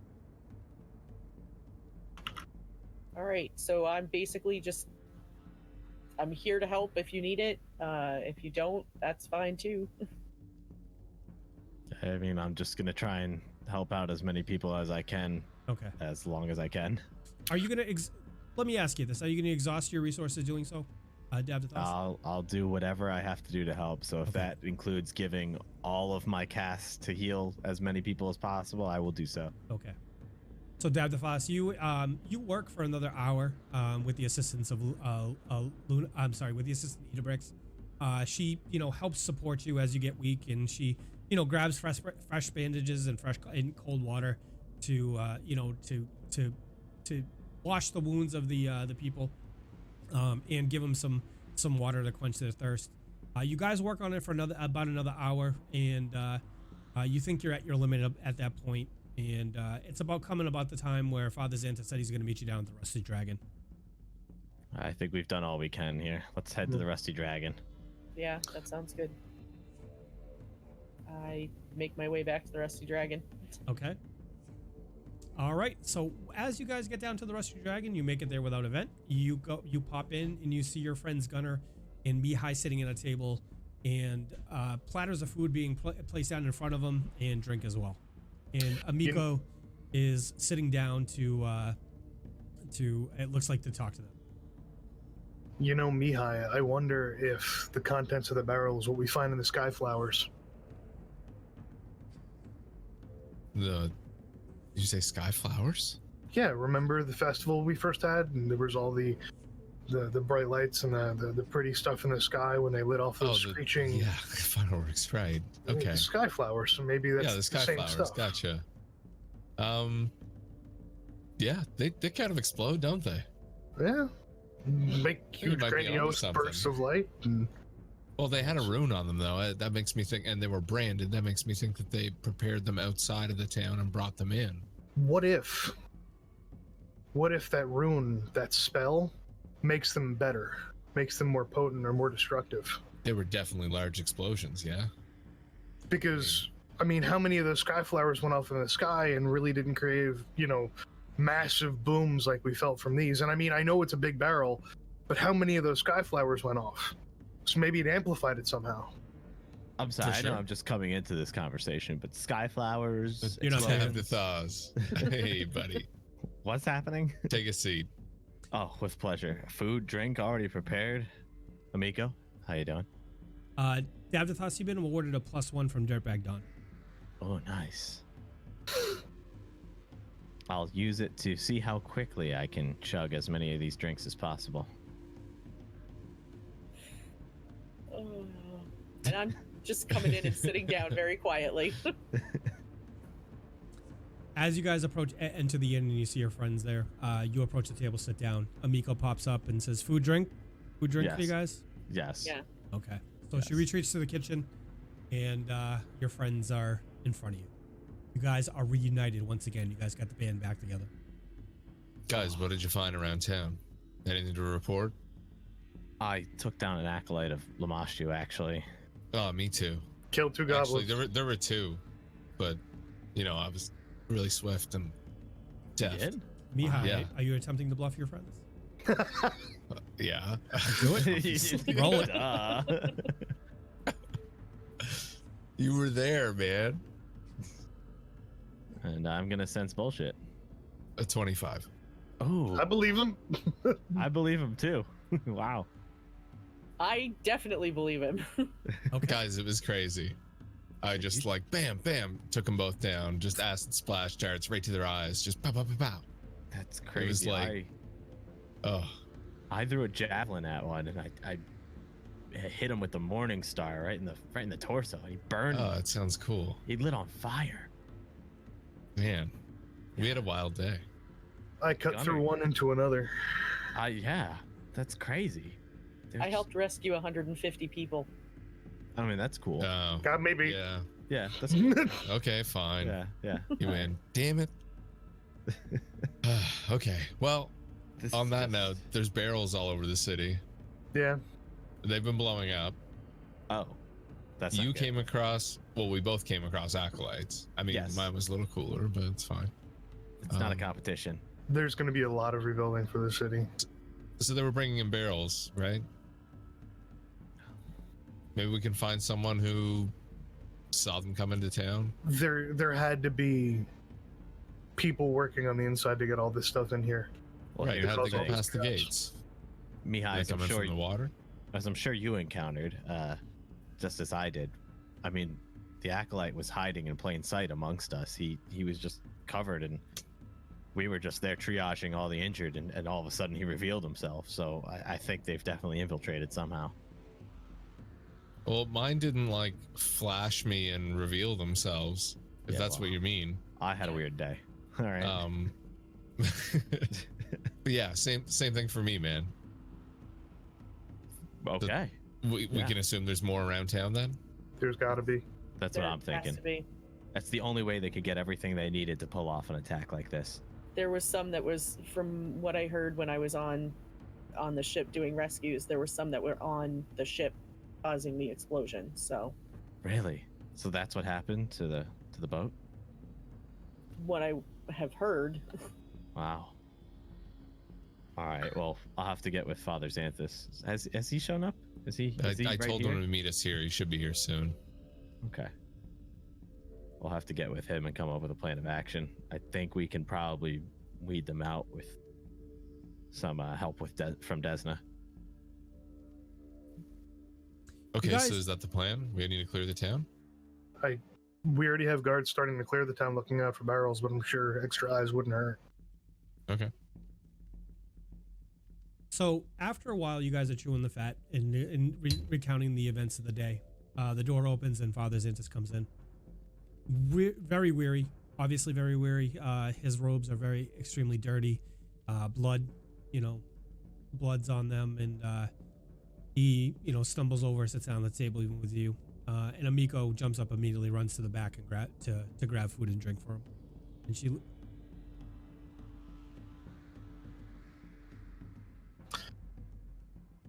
Father, priest, Friends. do we have a total count? At this point, it appears about 40 down. But I feel like that number is going to increase as time goes on. This is a tragedy. You look like you had a rough day, Father Xanthus. Yes. Yeah. Can I clean your robes for you? Prestidigitation. All right. So the dirt Get you tidied. and blood leaves his robes. Yeah. Yep. Make Oh. him feel a little more comfortable. Father, myself and Mihai actually encountered several acolytes amongst the town. Acolytes of Lamashtu. They were hiding in plain sight amongst us. What happened? Davdithas, as what I was- happened? As I was down by the docks, helping the wounded, all of a sudden one revealed himself and began to cast a spell on me. I quickly took care of him, but he burned as I downed him and just faded to bones. The goddess and her false promises. This is what they get in the end. I feel like if he was hiding there, and they could be anywhere else, it's the only way they could have pulled off something like this, hiding amongst us. I think we need to gather a lot of acolytes around and begin searching for evil auras. A lot of the children are not that strong. And I'm exhausted for the night. As am I.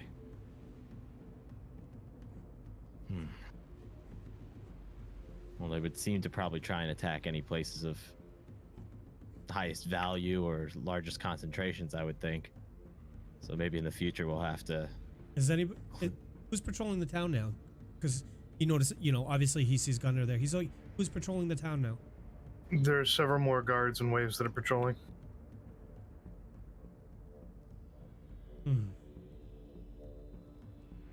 So there should be bodies on the street still.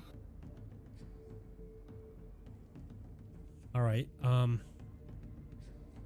Let's he's very weary. He let's they're out there. Either way, we're gonna have to we're gonna have to pray for our goddess's guidance overnight. And you had an attack as well, Mihaly? Oh, yeah, just like his. No point in adding any extra details. Give me a bluff. Oh man. I mean, what did you expect? 15. He looks at you. I'm just nodding reassuringly. Mm-hmm. This is not time for foolishness. We need information. He doesn't believe you. I take out the piece from the barrel with the rune on it and put it down on the table to show him. So there's all these barrels around town. They have runes on them. Why would you lie about Why would you lie about encountering alkalites of Lamashu? Yep. Yeah, Mihaly, what's going on? I don't know. You don't know? Did you not see everything? Just pulling one over on my buddy Davdithas. You know. Oh. He wrote me You into think it. He's a little wily. Is this time? Is this time for humor? We have dead out there again. Okay. He just turns away Good from the point. discuss. What are we gonna do here? What are we gonna do here? We continue to recover. We continue to treat the wounded and rebuild the city. We continue to patrol and look for more agents. We can't just sit here and wait for them to come again, though. No. They'll try and strike again, surely, knowing how much damage they did. Gunnar, I'm sorry. I stand up at the table and I put my palms on the table. And I look over the rest of the party, and I look at the Padre, and then back. I'm going back out for another patrol. Gunnar, I fear we need to let people take some of the burden. I feel like we're gonna need you guys at your best.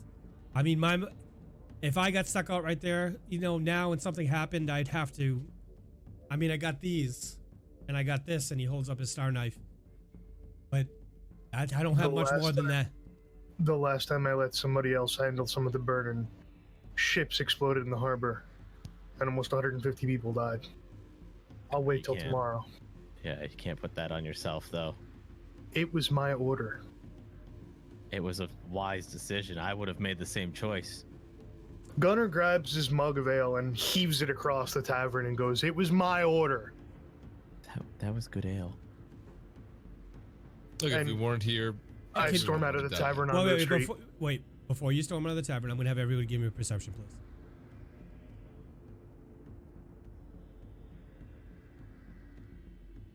It's a 25 for me. 18 for me. 16. 18. Ooh. So, anybody who rolled over a 15, I think that's everybody. Distantly, you hear cheers start to raise in the distance. Well within earshot, and after a couple seconds, you start to hear boots stomping in tune to the sound of cheers. It's either a strange war chant or there's a celebration going on. Yeah, I hear that too. Let's go check it out real quick. I'm gonna walk over to the window and look outside. Don't jump out it. It's 10 feet up. Yeah. I'll try to remember that. Thanks. Okay. Mike, do I see anything through the window? Give me a perception. Okay. I push the door open and look outside. 5. Gunnar, I'm sorry, Mihaly, you don't say anything. Gunnar, you open the door and you're taking a look outside? Yeah. All right. Can you give me a perception as well? 11. Gunnar, you look down the street, and there appears to be soldiers walking down the street. To your count, I think about maybe 40 or 50. Two horses right in front of them, with to the in front of them, and they look to be, they're mounted. You can't quite figure out who they are at this distance, but cheers surround them as they're coming down. People are cheering.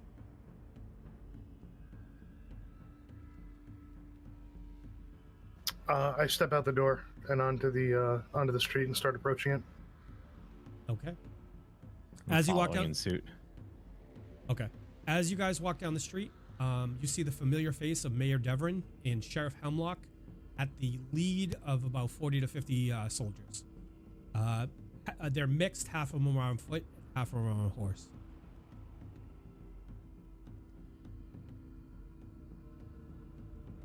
Are these reinforcements?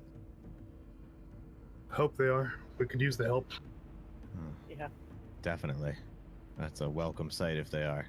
A little bit too late, don't you think? You're not there, Mihaly. You're standing in a window. Speaking to myself. Yep. Hand on the window. Like a child looking out the window on Christmas Eve for Santa. Just Jesus. So Gunnar, as you see these people walking down the street, the soldiers, horseback, and they stop. The two leaders at the front start seeing you and Davdithas in the street. They continue to walk their horses down. They shout commands behind them. They all stop and they walk down to see you. And it is in fact Mayor Tavern and Sheriff Hemlock return from Magnamar. Okay. Oh, friends. I see it's been an eventful time. yeah, you could say that. I've Not the best of times. You brought more hands. I brought what they were offered. Hundreds of guards, thousands of guards in the city, and we came back with 50. That's all they would give you? Short-sighted fools.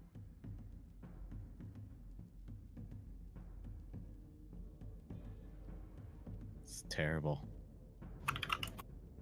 I mean, it's just... Do they not realize what's happening here? People are dying. This city's under attack. They don't care? It's short-sighted. They're bureaucrats there. They look at it as counting numbers, and they gave us 50 people. Let's retire. Let's go to the Red Dragon and the Rusty Dragon, and we'll figure out what's going on. Agreed. Sheriff Devlin and Mayor Devlin and Sheriff Hemlock get off their horses and they start walking to following you guys over to the inn. Short walk. They tie their horses outside and walk in with you. And Amiko, seeing them coming into the inn, Mihaly, you see him at this point as well. Amiko, seeing them, gasps a little bit and bows her head, and I'll get the food and I'll get the drink.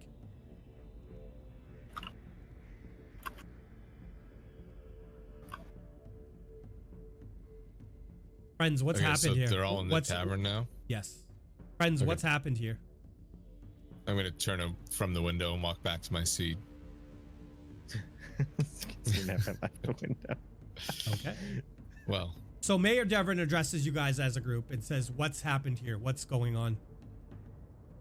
We discovered the tunnels. We discovered the goings-on in the tunnels, which incorporated some sort of winged demon summoning other creatures, as well as malformed goblins. We cleansed the tunnels of what believed is most of the evil, well, if not all of it.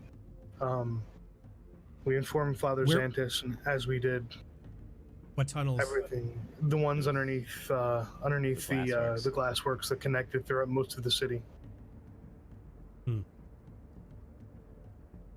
As we came out and informed them all of everything that was going on and happening, the town exploded, and the assault ensued, and many were injured and killed.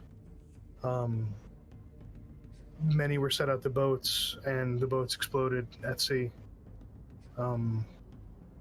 We've been fishing out survivors and helping heal those who remained, patrolling and looking for more agents or enemies of the city and doing what we can.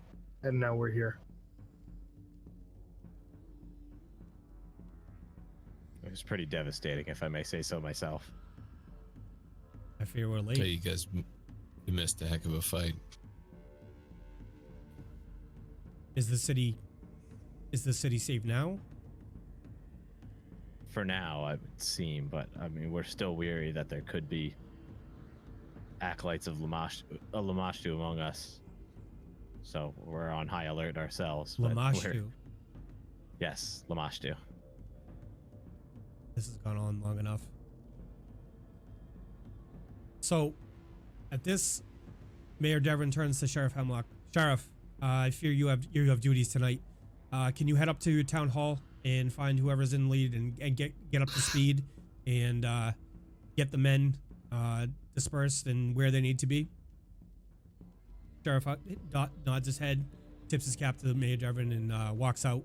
And you hear him shouting orders as he goes down the street, and he goes off to get the town the reinforcements into motion. Wonderful. All right, guys, what are we doing? I'm going back out into the city. More So- patrols? So Father Xantus looks over at Mayor Devon and says,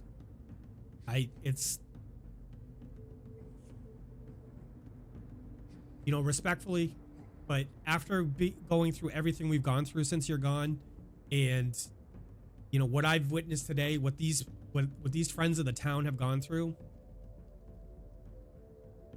I think it's time. I think it's time you guys took the fight to them. And at this, he points at you guys. I think the fight needs to be taken to Thistletop. I think you guys need to do what you need to do to take the fight to them. I agree. Actually, We can take the fight to the goblins all you want, but the goblins weren't the ones behind all this. The question is, where is the cult of Lamashtu stemmed from? We can go attack multiple different areas all you want, but unless we know where it's coming from, we're just hitting outposts over and over again. Anybody who has read the journal, give me a intelligence check at this point. Okay. Who read Pseudo's journal or has knowledge of it? 17. Davdithas. Oh, I'll let everybody roll. Give me your guys' rolls. 16. Gunnar, you have knowledge of this too, so I mean, you can give me a check. Okay. I did read it out loud to Yeah. everyone. Yeah. 1. 14. So Gunnar, while you're confused about the situation, the people around you are pretty confident in the. They remember the text from Pseudo's journal. You guys actually remember? Or do you need a recap? I remember it stated a place that there was goings on, but I don't recall the actual location. So from the journal, you guys realize that Nuala had our base of operations in Thistletop, which was where the Goblin tribe was. Right. So that's important to you. That is, you're right. Mysterious voice from above, as I talk to myself. And you don't think someone this cunning that is able to plan something like this would have multiple bases and retreat and move between all of them? I mean, it's the only lead we have, though. We're not an army. Sometimes I feel like we are when we're all together. We're not even a militia at this So- guys. There comes a knock at the door. Who knocks at the rusty dragon? So Amiko walks over the door. She pokes her head out. There's a guard posted outside. There's 2 guards to the other side of the door. After some conversation with the guard out there, a familiar face walks into the rusty dragon. And that's the face of Shayless. You guys remember who Shayless was? The elf huntress, yes. I'm kind of blushing. Oh, look, it's one of your girlfriends. Congratulations. She made it. Hey, jealous. Shayless unslings her bow, hangs it from a weapon rack right at the door, takes off her cape, lets down her cowl, and walks over. Obviously, road weary. Looks like I missed it. Yeah. Understatement of the year. I've been out there hunting them, and I spent my time roaming the countryside and breaking up goblin attacks. In doing so, I heard a lot of whispers of a larger attack. Started to make my way back down to town to warn you all something might be coming. It appears I was too late. I do have this message from Squee as well. I stopped by and checked on him a couple times on my travels through Tickwood. I discussed with him my thoughts and that maybe we should actually take the fight to them, to Thistletop, end this right once and for all. And he gave me this note for you. What's the note? He hands it out. I'll take it. He looks at you and gives you a little wry smile, Davdithas, as she hands it over to you. It's good to see you again. Great to see you too. I wish it was under better conditions, but so hopefully one day we'll get to those conditions again. Nah. No, I meant town being. Never mind. Anyway. So as Davdithas opens a note, it says, it's scrawled on a parchment in rough handwriting, but Davdithas, you're able to decipher. It says, "Friends, if I can be of any assistance, please come and see me and offer any help I can give. Also, can you bring some more horse meat? I fear I might be out soon." He ate my horse. Maybe. I think maybe he's pretty funny. It's just a joke. So Shayless sits down. She walks over and embraces Amiko. They're obviously old friends, and she looks at her. She looks at Amiko and, "What's happened, Amiko? What's happened, Amiko?" Amiko puts her head down, looks back at Shayless, and says, "The pseudo was in on it." Shayless steps back and looks at her, quite shocked. Can I whisper to the party real quick? Are you trying to hide it? Yes, so I'm trying to keep it between us. Give me a bluff then. Okay. Or give me a what's it called? Stealth. All right, Yes, that's not good for me. Yes, it was. That's her last name. Forgot, my bad. Okay. That would be a -4 for me. So apparently I'm yelling this at the top of my lungs. Whisper something. Oh my god. Just And how much meat have you had? All I wanted to say was, has anyone told her we killed Pseudo yet?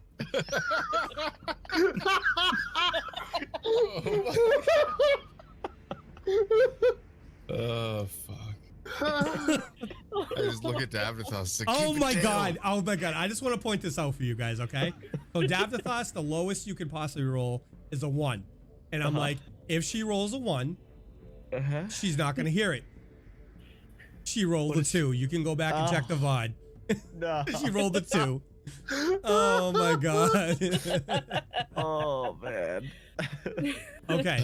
All right. Moving on. All right. So her head snaps over and looks at you and says, "You guys killed Pseudo?" Yeah.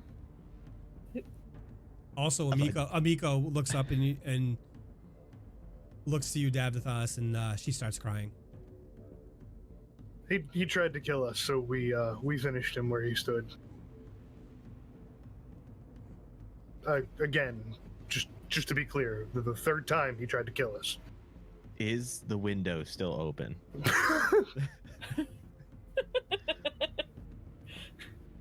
Yes. I'm gonna start walking over towards it, and I might attempt to jump out it if things go reverse. All right. So Amiko looks at you guys, and I understand. You did what you have to do, but he was still my brother, and she leaves. She goes upstairs or back to in the back area to her room.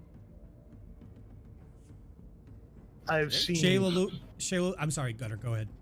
I've seen many things come from things like this, and perhaps someone should console her and make sure she's all right so that we don't raise the ire of another good person who might turn under drastic circumstances to perhaps turn on us or the city. I vote Idabrix. Why me? Well, I'm not good at this stuff, as we can see. Obviously. Mihaly doesn't have his fancy hat on. And, I don't know. I mean, Gunnar, how are you with this stuff? With what stuff? You know, like, the idea you just pitched, like consoling people. I blink and stare at you. I don't even think he knows what that word means. Let's move on. Okay. Are you calling me dumb? No. Now might be a time I consider jumping out this window. I'm actually gonna I'm take. gonna pick up my drink and start stepping I'm gonna go backwards. console her now. Oh, I can't handle this day anymore. Shayla looks at Tavern and ignoring you guys for the moment and says, It's probably for the best. how much was Magnamar able to offer?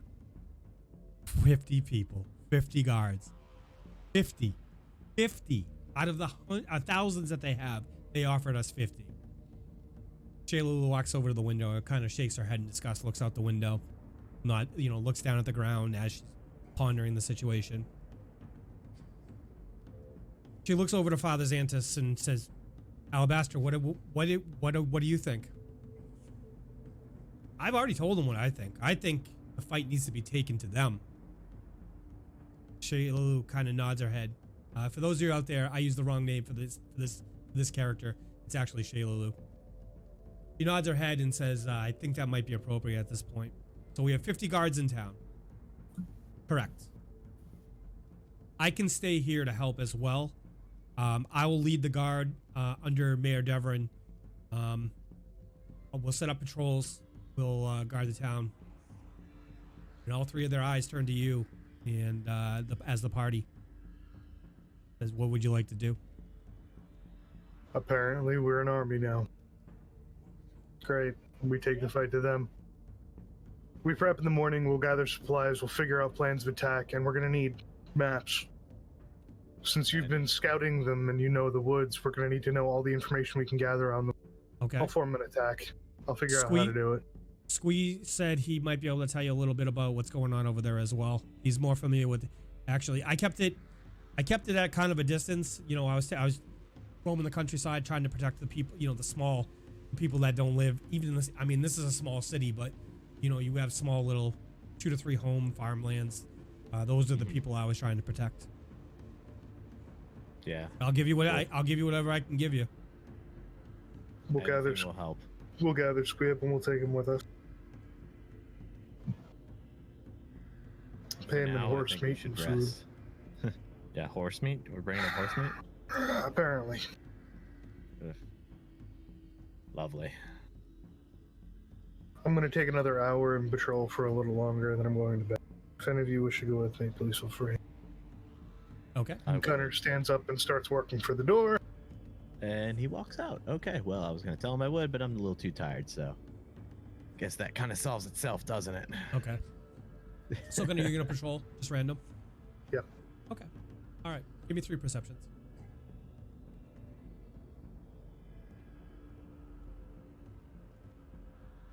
12, 11, and 16. Gunnar, you patrol for about an hour and a half. In doing so, you don't see anything out of the ordinary. The guards are the reinforcement guards have set up perimeter around the town, especially at the key points that were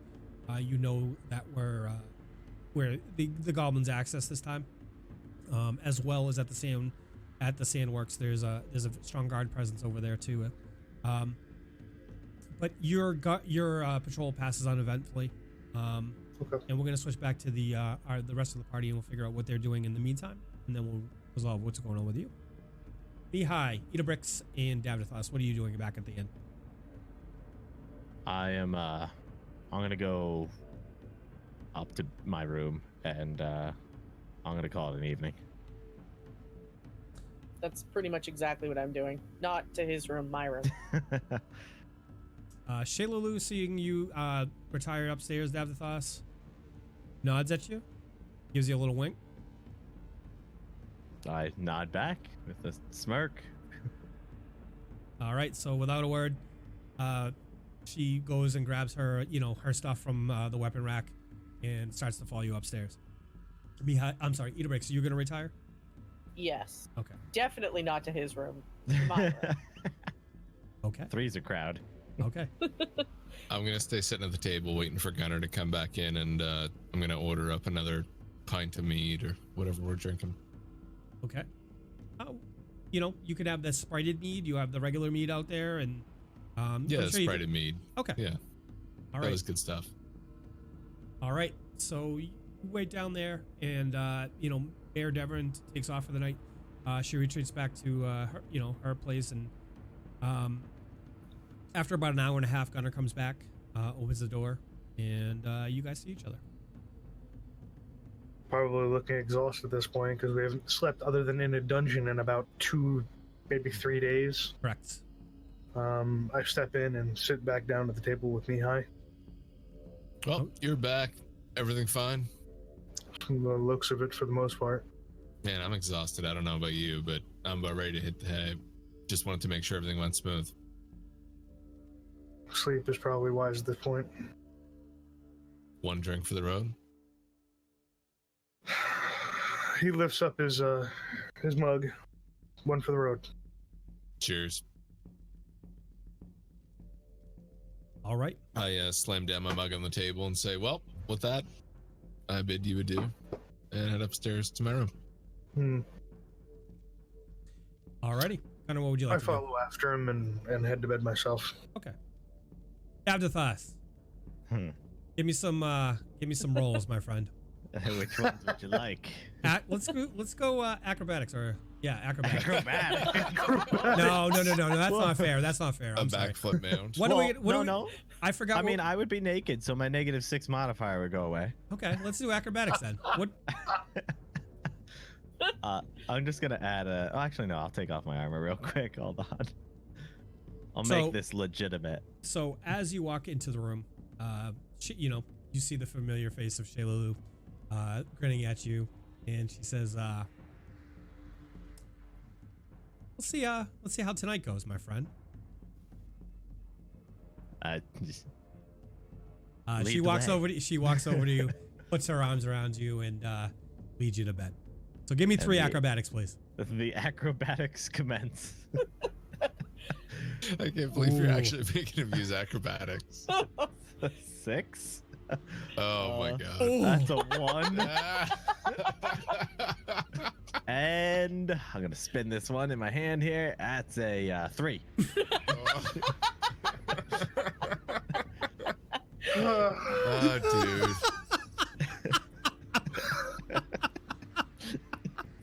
I don't even. For those in audio land, Oh my god. if you're just coming into this episode, this is kind of a common theme with the guy. Yeah. I don't even think he got it going this time. F's in We chat. had- F's in chat. We had a really rough day. Okay, I'm emotionally distraught.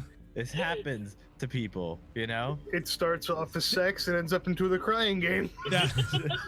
Davdithas, give me a diplomacy check, please. Hold me and tell me I'm pretty.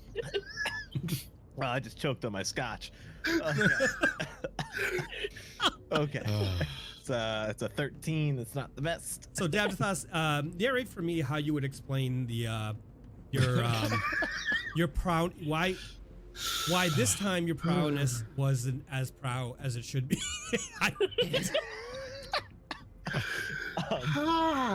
Sell me on this. Let's sell the community on this, okay? It's been a really rough day with everything that's happened. I've seen so many people die.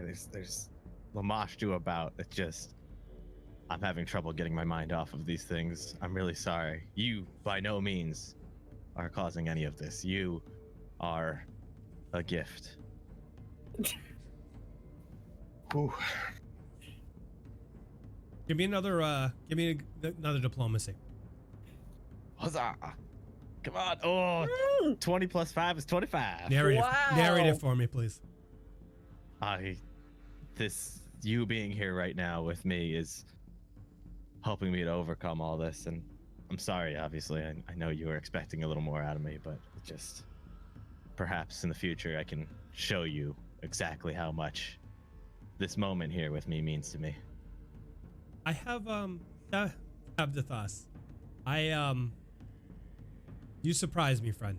I thought about you a lot when I was out there in my when I was out patrolling and I was alone. I missed you. You make me laugh, friend. And I understand it's been a tough couple days. It's been a tough weeks for all of us. It has. I'd like to see how this shakes out once things shake out. Let's shake this out and shake it up. So let's say we retire for the night, and we'll see how things go. I can agree to that. All right. So you guys fall asleep in each other's arms. It's very comfortable for you, Davdithas. And Okay. yeah. Dawn breaks. During the night, Gunnar, you awaken. Okay. Outside your window, a glow starts to happen. As the glow intensifies, it wakes you up. You feel like this is the type of feeling like in the morning when the sun wakes you up. It's because of the natural progression of the light. So you think at a certain point when this light, gets bright enough, it wakes you up. And so your room currently is filled with light, but that's all you can see at this point. I get up and look through the window, try to open it up, get a better view of what's going on. When you look out the window, you see it's not clear at first, but it's right in front of the window. The light starts to get brighter, and a voice comes out and says, Gunnar, you've kept the faith. After all the trials and tribulations, you've kept the faith. And a figure fades into view, and it's a Valkyrie. You've kept true to the road, and now you have our blessing. We wish for you to take up the cause of the One-Eyed One and spread his word across the land. Do you accept? In Odin's name it shall be done. As you say this, suddenly your tattoos start to blaze. A blue light comes out, lights up, and you're filled with the presence, a presence you've had the faith before, but now you have a feeling inside of you of a presence that you knew was there before, but now you have a connection to it. And you fall, your body gets thrown back, all your muscles tighten up, the glow from the tattoos intensifies, and as well as the glow outside the window, and you lose consciousness. And you wake up the next morning knowing that you have found the favor of your God.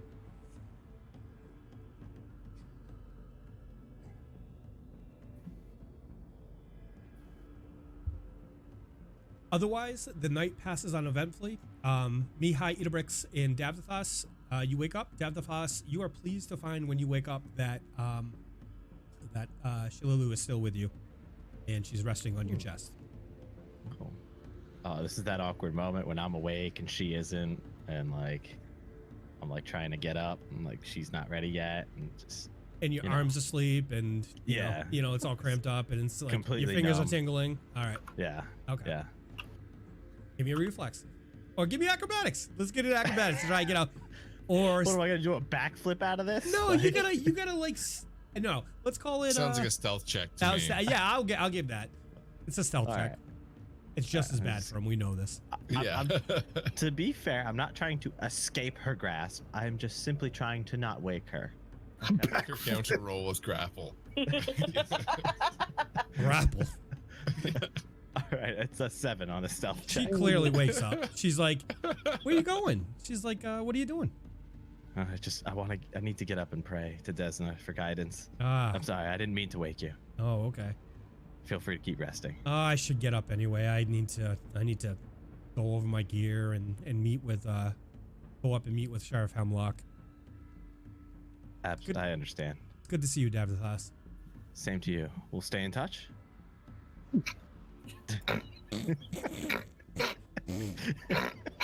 Call me, maybe?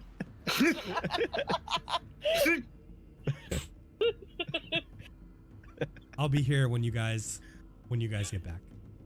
Sounds good. I'm sorry. Guys, I think the cast, Mike. the Hey, cast needs wait, to wait, do a wait, music wait. rendition of "Call Me Maybe" Yeah, now. I was just doing it. Hey, this is crazy. My name's Shaylu.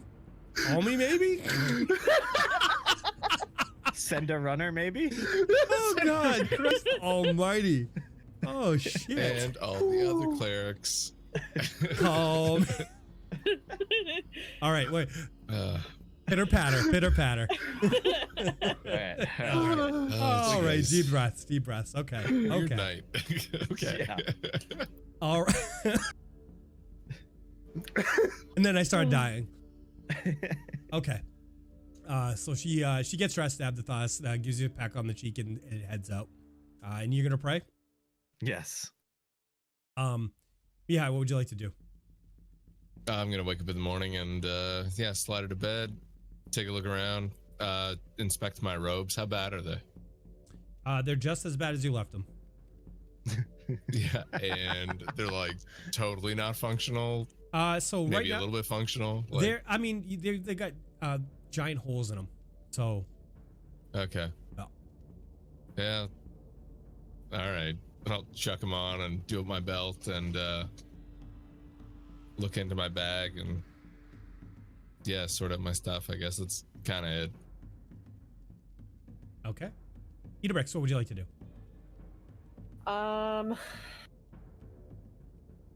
I think just get up, get my stuff together, get my gear on, and head downstairs, get some breakfast. Okay. Try to just start the day slowly, but up. Okay. Mihaly, as you wake up and you start to study your spells, you realize that the innate power that you have has grown stronger. You feel the magical presence that the innate magical presence in you has grown, increased in strength, and you feel it's a good feeling for you. Okay, I can dig that. Alrighty. Davdithas, Yes. after your communion with your god, he sends down a feeling to you, a feeling of, it's hard to describe. It's a contented feeling. The feeling leads you to believe that you are walking the correct path in her name. She's happy. She's happy with, will not say performance at this point, but she's happy with what you're doing in her honor. So as you pray for your morning spells, you realize that you have access to more power. I feel the blessing of Desna upon me, You do. You do. and I feel good. You might Wow. even say, I can't stop this feeling deep inside of me. Everybody makes their way down to the the common room for breakfast. Emiko, seeing you guys come down, hails everybody and starts to yells to one of our waiters to get some food and some drinks going, and sends it over the table as you sit down.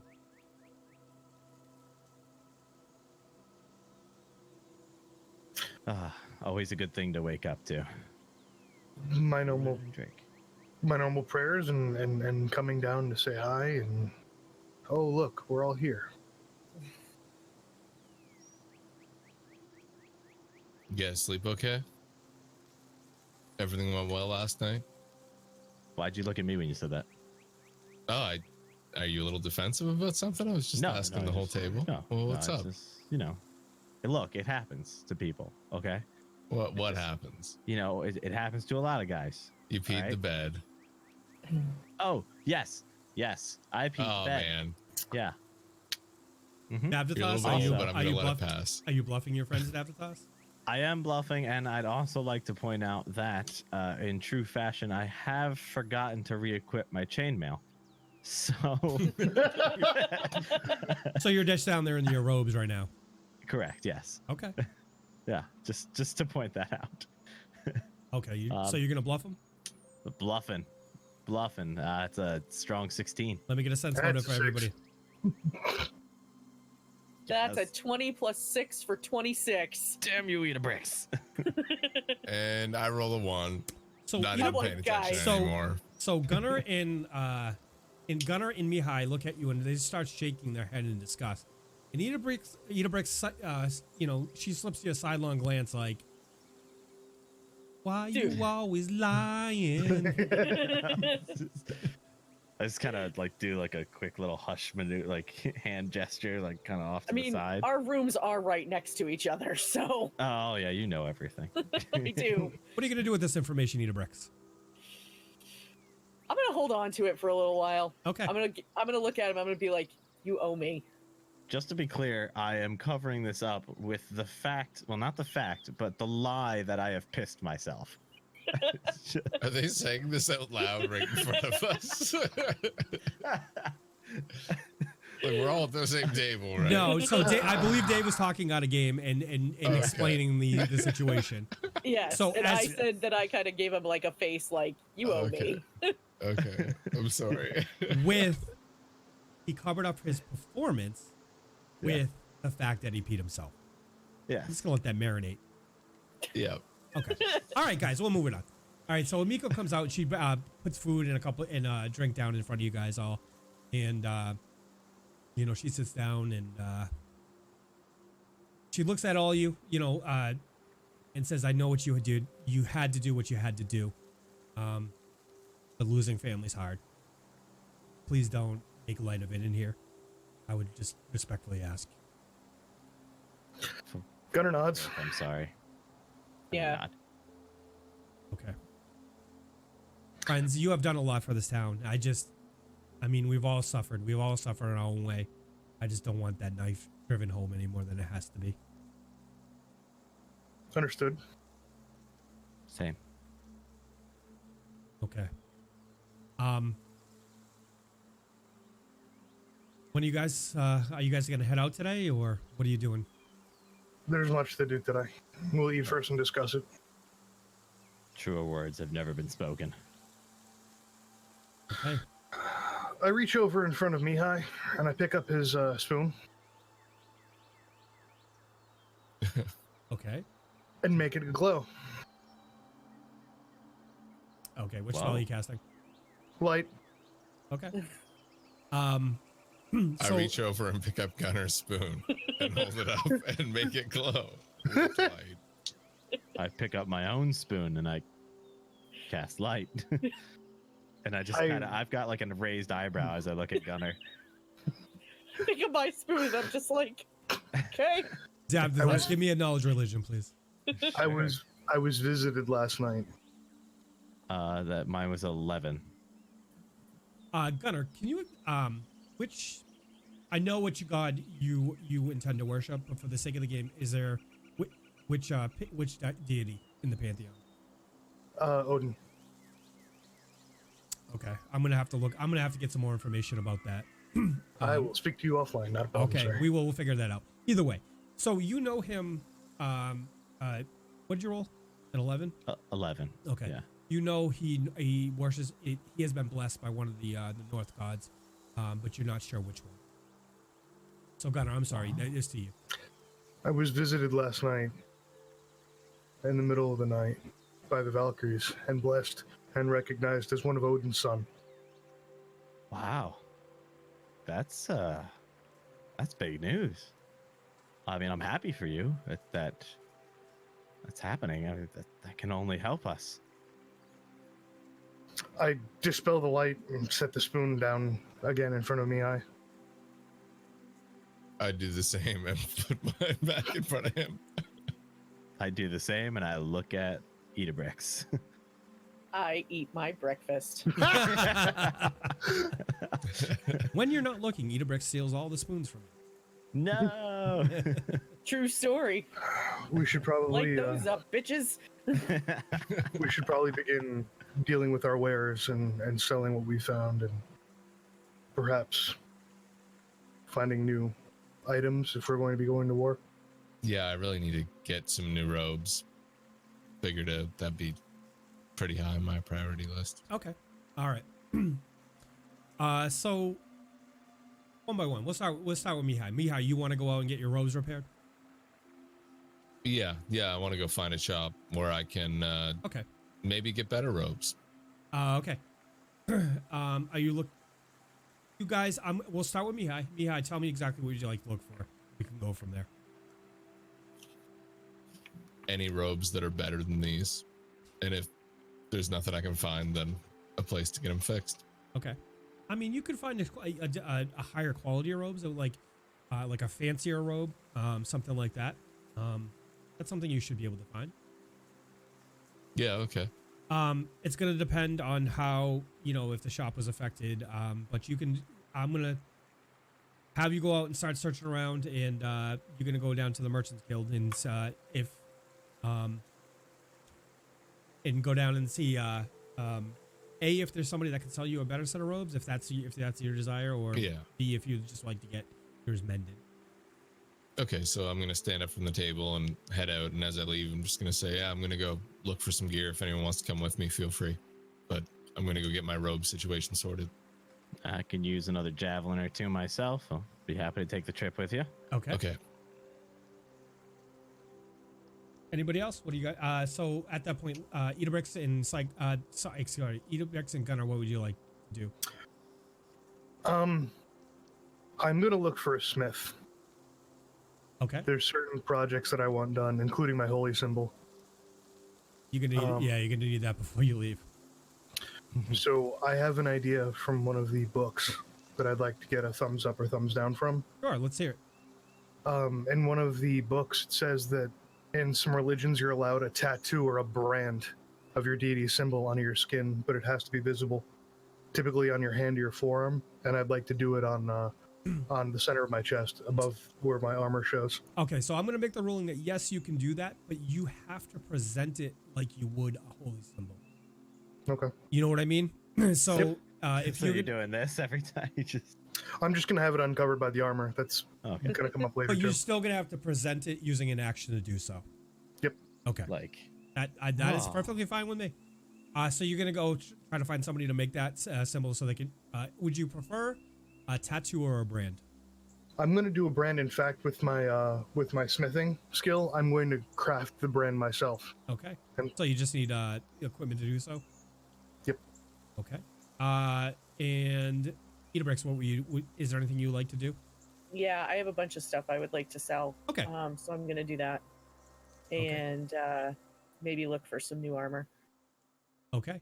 All right. So Mihaly, was going to start with you. So you make your way down to the Merchants Guild, and they are open. It's not 100%. Obviously, the town has been attacked, but you see some merchants down there, and you approach them.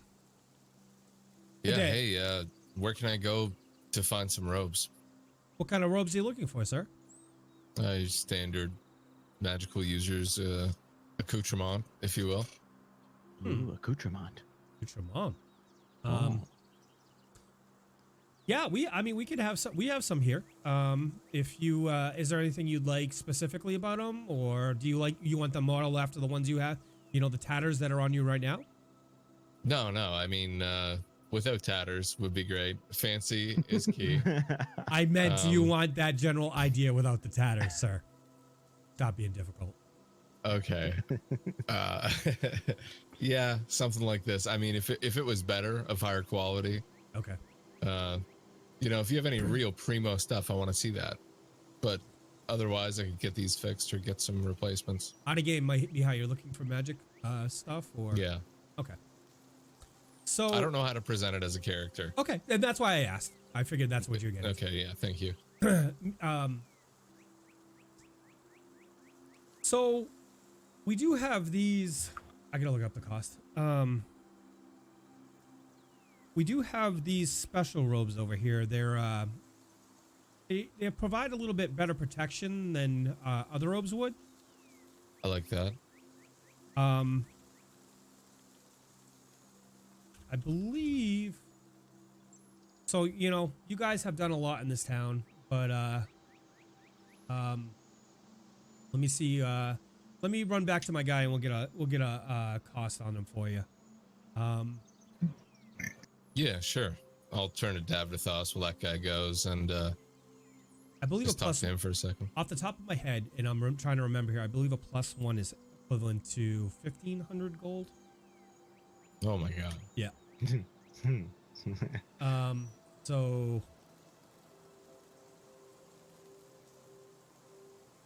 I am double checking.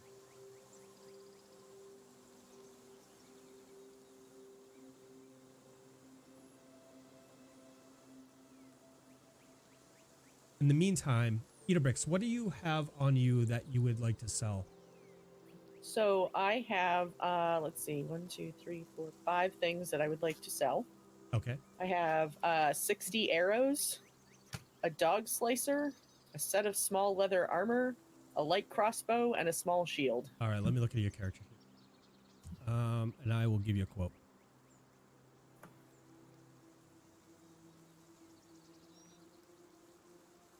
That was a light crossbow, 60 arrows. Yep. Dog slicer, small. Yep. What else?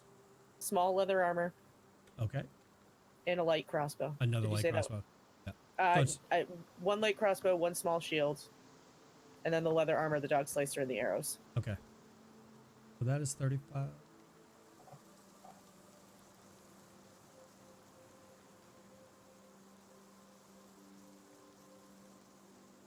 So as you walk around town, you probably the best place to do this because there's assortment stuff. You know, to be vendors. You guys have been down there to the general store, Idabrix. Okay. Davdithas is definitely familiar with that place, but you guys know that it's the general store. Nice basement. Nice basement. Yeah. Idabrix, so you get down to the store and you walk in, and it's clear it's not 100. Like I said, it's not 100%. It is, but Vinder's in there, and he welcomes you as he comes in. As you come in. Hi. Hi. You're one of the heroes of Sandpoint. I don't remember your name, but you're one of those heroes, ma'am, right? That's what they tell me. What can I do for you? Is there something you're looking for? I need to sell some stuff, actually. Oh, okay. Can you just list what you're gonna sell? Yeah. Okay. So he looks at you, kind of shakes his head, and he's like, "I'll give you 120 gold for it."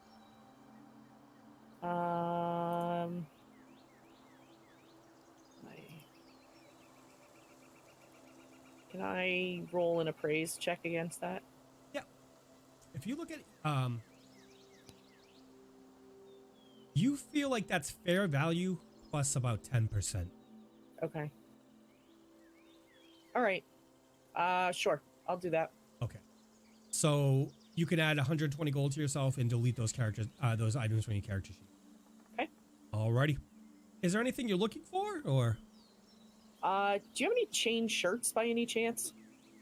I don't think I do, but let me think who would, there's a guy in town I think I could point you at that, would probably have it. Trying to remember his name. Oh, it's Sava's Armory. That's what it is. Sava's Armory. All right. I will go look there then. And she's female. I'm bad at this game. So Sava's armory is, if you go up, it's like west of the new chapel, along the road, and I'll pop the map so you guys can see it.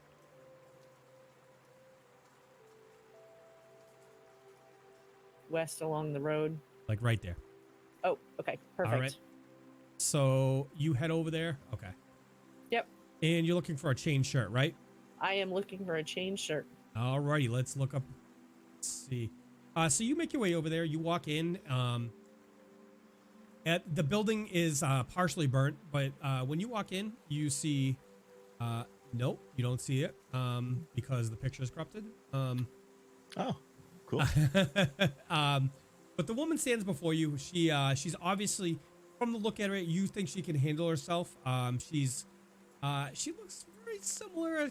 You know, she walks like you, Idabrix, but she can obviously handle herself. She's a little, you know, she's very muscular. She has signs that she's been in a fight before.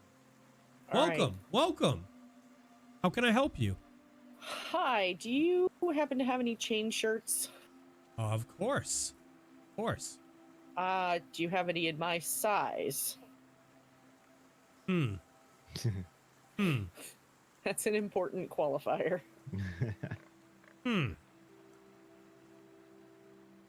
I'll have to check. You know what? If not, we could probably cut one down to your size. Might take a couple hours, but That's fine. do I know you? Do you know me? You just look familiar. I've been called one of the heroes of Sandpoint before. You're Idabrix? Yes, ma'am. I'll tell you what. We won't even charge you alterations. I'll charge you 80 gold for the chain shirt. Will you knock some off if I sell you this set of leather armor that I'm wearing? I don't really have somebody that would consume that in town. I might have to hold on for that for a while. All right. Fair enough. 80 gold is fine. Okay. So it's gonna take a couple hours. Do you mind coming back? I'd say like 3 or 4 hours. I gotta take it in a little bit and shorten the sleeves and stuff. That's fine. She takes off a piece of the chainmail, walks over to you, and just kind of makes some. She takes out a little charcoal and kind of makes some marks on it, holding it up to your body. Yeah, just come back about noon, I think, and you should be good to go. All right. Thank you.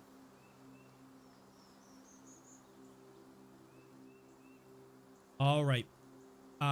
Beheim's still kind of working on that, so Davdithas and Gunnar, what would you like to do what were you guys doing? I'm also going to the smith. Oh, that's right. I'm sorry.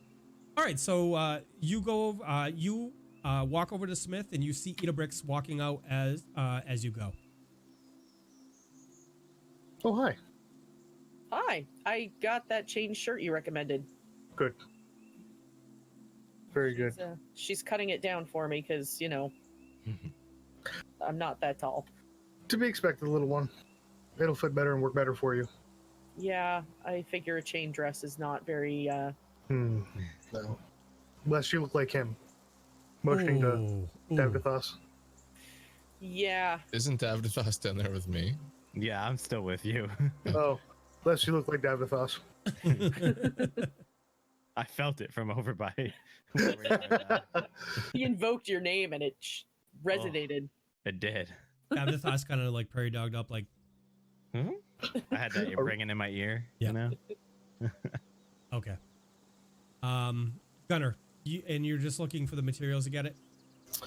No. Rather than building my own, I'm going to pay for services and pay for materials to do it. Okay.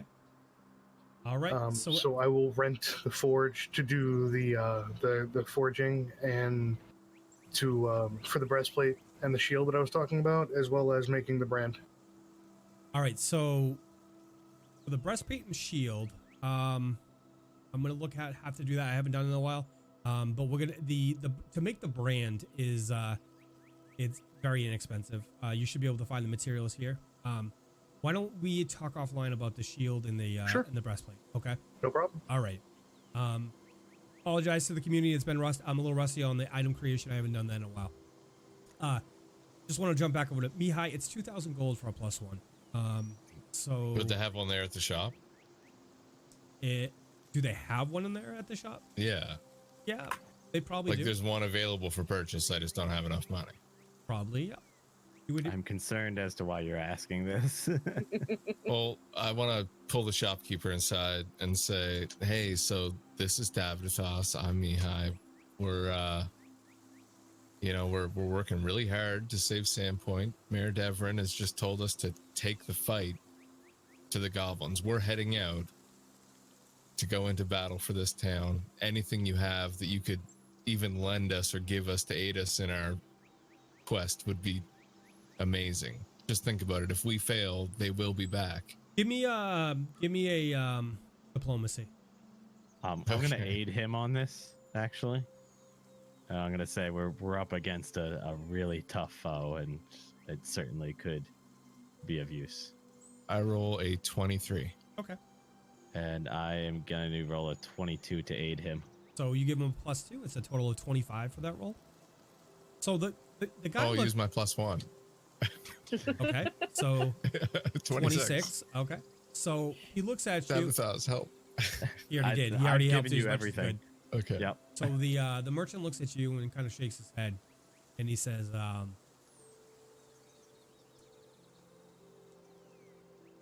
"I could give it to you for 1,600. That's taking 40% off of it. Or, sorry, it's taking 400 gold off of it." I mean,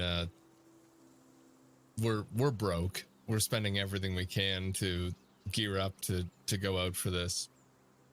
I mean, maybe you could lend it to me, and I'll bring it back once I'm victorious. I see that. Look at the state your robes are in right now. Well, that's kind of the problem. These robes are garbage compared to those. I'll Yeah. treat those well. I mean, I want you to understand this, okay? We have to make a living. I have to feed my family. I have to feed my What good kids. is a living with no life? What?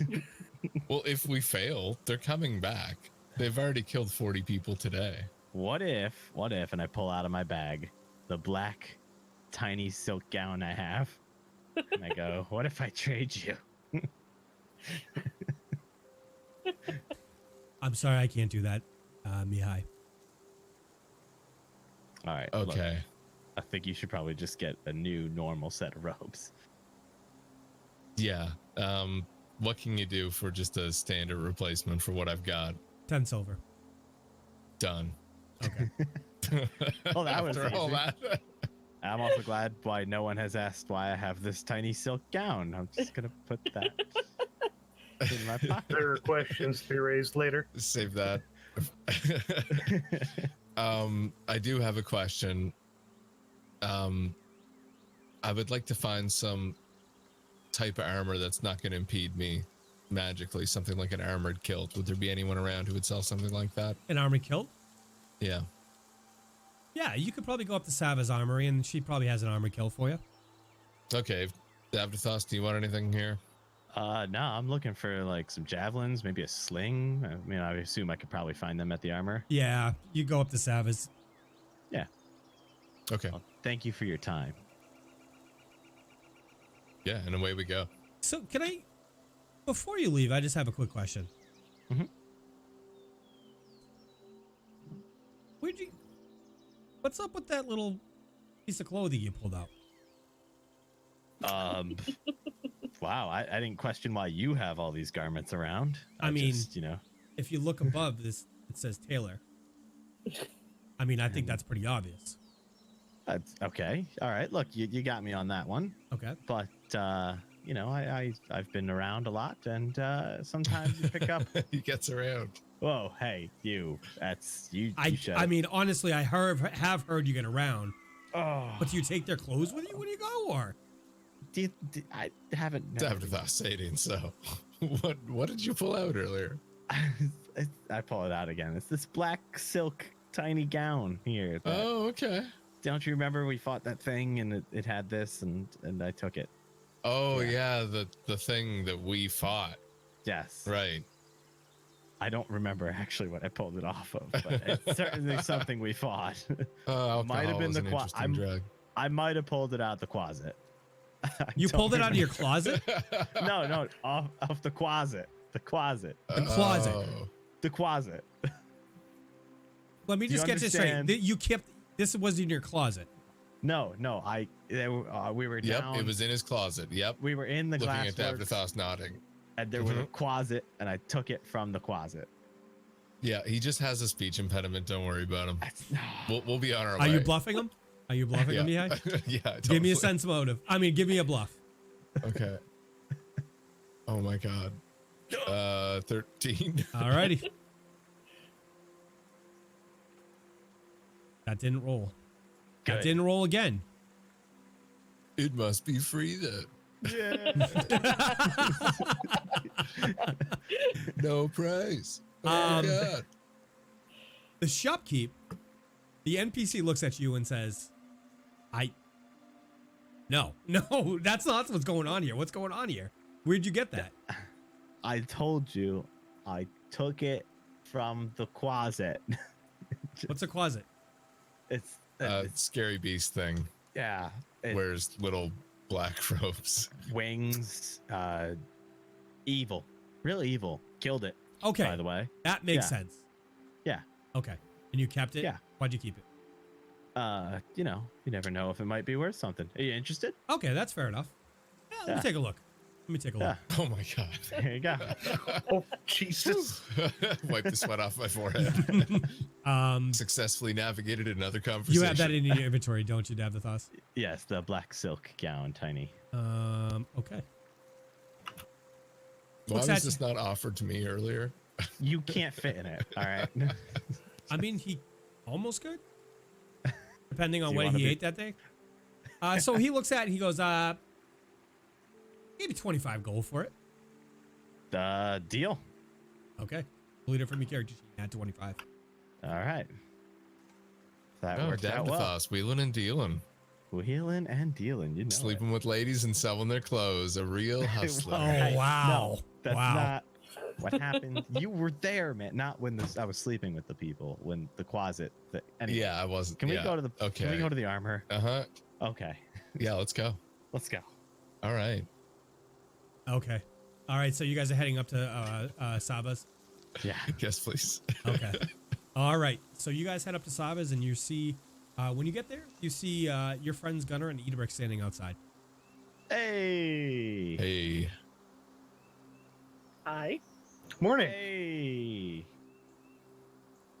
Great minds think alike. Am I right, party? Apparently. Yeah. Apparently. Hey. So how is your morning going? Well, I got some fancy new robes. I see that. Very nice. Thank you. You know what? I'm not even going to tell him what I've been up to because it's just going to raise more questions. So, Do I want to know? no, actually, no, you don't. So, Fair. what are you guys doing here? About to craft some items that I need from for our travels. Fancy. Find some new gears and some new items. Excellent. Figure for going off to war, then it's time to equip like it. Yeah, I was thinking, all those javelins I throw? Yes. I was thinking, like, I should get more of them, and then I could throw more of them. Yeah. Alrighty. Good idea, right? So I'm going to go in. I'll see you guys in a minute. Yeah, Okay. I'm going inside as well. I step in as well. Okay. All right. Gunnar, when you walk in, the shopkeeper at this point is kind of like floored because now all four of the heroes of Sandpoint have been in there. Idabrix, I assume you're still outside. You're gonna Yep. go do your thing. Okay. All right. So, kind of flabbergasted, a little starstruck as you guys walk in there. What can we help you all? What can I help you all with? Hey, here I you're the never place to come expected- for armor. I never expected you guys would all of you would grace my shop. Welcome on in. Oh, it's a pleasure to be here. This is a very nice shop you have. Oh, thank you, sir. Thank you. You're kind for saying so. Yeah. Look at that. What's that you got on the wall there? What's that? That's a javelin. I love javelins. Can I get a couple of those? How many you want? Let's do like 3 of those. So that would be 2 gold, 10 cop. 2 gold, 10 silver, please. Ooh, that's a good deal. I'll take that. Okay. Do you have a sling by any chance? Let me see. Let me go check back real quick. Yeah, we do. Yeah, I got one. She calls from out back. Yeah, I got a sling. Yeah, I'll take one of those. For you? For me? I heard you got a couple of women in town in your sling. Couple? Yeah, that's actually an exactly accurate number. Yeah. 2.5 gold. 2 gold, 50 silver. 2 gold, 50 silver. This is a good sling, my friend. It's Dude, better than the looks sling. It's better than the sling you got yourself into. Well, at least one of them. The other one, I don't think there's any price that could be paid for her. Is she around? I By any chance? I'm like looking around. Anyway, I'll take it. Jesus. okay. Davdithas, I'll grab that. I'll drag it to your character, and then just Okay. Adjust your gold accordingly. Sure thing. Boom, boom, boom. Done. There you go. Yay! Yeah, you got a sling. I did it. And you're a biggin. Yes, I am. Thank you very much. She's like, not seeing Gunnar's lips. Down here. Wait. Not seeing Gunnar's lips move. She's just like looking around, and she's like, oh, yeah, okay. Yeah. Oh, all right. All right. What can I help you with? No, go ahead. Talk to him. Okay. Hey guy, what can I get for you? You must be Gunnar. I am Gunnar. I wish to rent your forge and the services of one of your journeymen Okay. for projects. Okay. Okay. Yeah, we can do that. I'll get you a quote on it. Like I said, Gunnar, we'll figure that out offline, okay? Yeah. Okay. What about you, big guy? You need anything? Luna's not in here yet, No. right? No, I'm talking to you. Oh, hey. Yeah, so Armored Kill got one of those kicking around. Let me go check out back. So she walks out back. She comes out and she unfolds it and kind of blows it off, like the dust off of it. And she's like, here. And she holds it up to you. And it goes up to your chest. Anything, just, maybe a little bit smaller. I can fix that for you.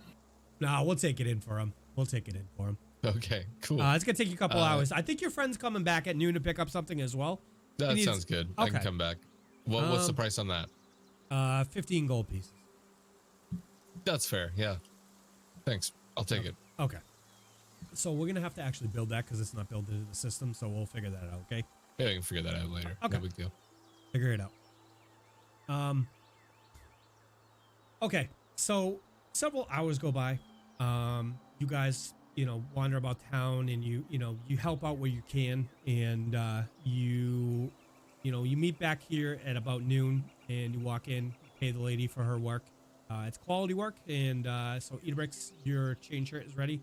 And Mihaly, your kilt is ready as well. Your armored kilt. Perfect. Awesome. Gunnar. Like I said, Yes. we'll figure that out. What would you like? What would you guys like to do at this point? Oh, I suppose perhaps we should see if we can get a hold of some information for the quest ahead of us. If that bodes well with the rest of you. Yeah, I mean, it seems reasonable. We need let's go through the list. We need a precise location of where we're headed. Mm-hmm. We need to know what we're up against. Numbers and defenses. Yeah. And Attack maybe locations. a couple different ways to approach a situation. Do we go in guns blazing at the door? Or do we try to sneak around, infiltrate, Idabrix style? Idabrix style. That's my MO. Unfortunately, Well. it's only yours. Yeah, the rest of us. I can sneak. Okay. So Well, what would you let's guys begin? Where would you like to get this information? Knowing the conversation last night, Shaylalu indicated that Squee might be of a possible assistance. You could try to find Shaylalu before you leave and get a general idea. You guys do have the map of the local region, so you do have a general idea where you're going. Let me know what you would like. How would you like to pursue it? Well, I think we should definitely get in touch with Squee before we head to Thistletop. At least that. Okay. If anyone else has any ideas. I'm fine with that. Yeah. Should we see if can we? Is there somewhere in town we can acquire horse meat? I mean, Well, the meat market was blown up, so So they have cooked horse meat. ooh, I'm sure there was a horse that died in battle last night somewhere around town. We'll just drag him that, right? I gross. mean, I mean, Okay, maybe not. not really sure how to go upon this request here. if you guys were looking for meat in town, I mean, realistically, you could approach the guard and see if they found any, any dead horses and butcher it. Or I mean, you always have the option of finding an alternate type of meat to bring. Yeah, you know what? There's I'm down for alternate meat. Personally speaking. Yeah. Yeah. I just don't know how I feel about like asking a guard for one of their dead horses. It seems a little weird to me. Yeah, Morally. for sure. Yeah. They just bring him some rations. They'll be fine. Right, he's not gonna like rations. He likes meat. Maybe he can do his little What about like wiggly ham? finger thing and make it taste like meat. Yeah, I'll just Ooh, make it that's taste true. like horse meat. We're fine. That's true, actually. Good thinking. All right, rations it is. Okay. Hopefully he'll be fine with that. Yeah. Okay. So, let's saddle up and head to Squee. Yeah. All right. All I'm out. right. So you guys make your way back to the Rusty Dragon, where your horses are saddled. Amiko greets you. She puts together. She has put together a couple little packages of food for all four of you, knowing that you guys are heading out today, and probably not going to be back for a couple days. So she gets, sends you off with some cold meat and some bread and some wineskins full of Sprite and mead. Actually, Amiko, real quick, would I be able to get an empty flask? Yeah, I think we could probably spare a flask or a wine. Would a wineskin work? Yeah, I mean that'll work as long as it can contain the liquid. Yeah, we can find one of those All right. back here for you. Perfect, thanks. Okay. So she runs back out and grabs it and brings it out to you. And Thank you. after a couple minutes, the stable boy comes out and lets you know all four of your horses are ready to go. Alrighty. I'm ready if you guys are. I think it's time we go. Yeah, sounds good. Okay. You guys being well aware of how to get back to your friend Squee, you've been out there a couple times now. Start to make your way out there. Is there anything you'd like to do along the way? Not me. Okay. So you guys start to head out of town. You make your way over to the Tickwood Forest. You remember as you get over there, you have to cross the river, and the woods are too that's not what I wanted. So the woods are too dense for you guys to ride through. So you dismount like before at the tree line, and you start to make your way in the forest. And because you guys have been there so often, I'm gonna give you a +10. But could you give me a knowledge nature to get back there? Survival? And a +10, you said? +10. That's 25. Okay. So you guys make your way over there. You're coming through the woods. Does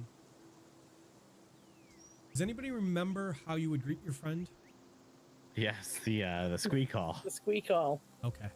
After traveling through the woods for about 45 minutes to an hour, you get into a range you think he might be able to hear you. Allow me, everyone. Scooby! Scooby! Bah! Bah! Scooby! I listen for a response. You don't hear any response. Oh, that's weird. He should have responded. Should I do it again? Maybe you should do it extra loud. Extra loud. Don't Don't. really belt it out. I keep wandering forward. I take out my shield and my hammer, as I've bellowed to him before, and I slam the center steel piece Okay. on the shield with the hammer. Okay. Bass tones carry further, right?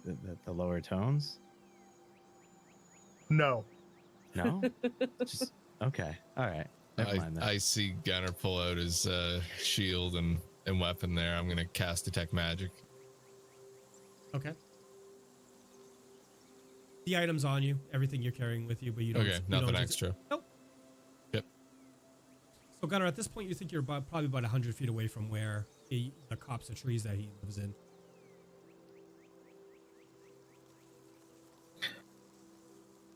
Do you want me to do it again? I keep walking in the direction of his home, Okay. I'm like, and I wait tapping- for a couple more minutes before banging my shield again. At which point, I'll then look at Davdithas and motion him to go on and do the call again. Yes. Scooby! Scooby! Ah! Ah! Scooby! You don't receive a response to either the squeak call or the banging on the shield, Gunnar. It's weird. Why would he send us a note and then not respond? I slip the shield on my back and reholster the hammer, and I begin running, sprinting in the direction of his home. Okay. It takes you, 15, 20 seconds to get there in that time. As you enter the copse of trees, you look around and everything is in tatters. Squee's house has been shattered. The fire pit that he lovingly made has been torn up, and the rocks are thrown all around. Everything, any semblance of home that was in this copse of trees has been ripped apart. And with that, we're going to end tonight's episode. First Haeren, now Squee. You took my goblin northern friend, you son of a bitch. Hashtag zombie squee for president. Zombies squeak for president. Hey, listen. There's no body. There's nothing. That's Yeah, you said the same thing about Haeren. Yeah, exactly. We still don't have a body. Still don't have a body. Dirtbag Don says squee jerky. yeah, with a little prestidigitation, it could probably taste good. Oh, That's right. too soon. Oh. Too soon. Goes Oh, if good he's with a alive, side it's of- hilarious. goes good with a Dead, it's side of really Haeren. dark. Guys, cast. Community out there absolutely hates me right now. It's okay though. I've got broad shoulders. I'm gonna be able to sleep tonight. How we all doing tonight, guys? What do you think of tonight's episode? We're gonna start with. Let's start with Gunnar.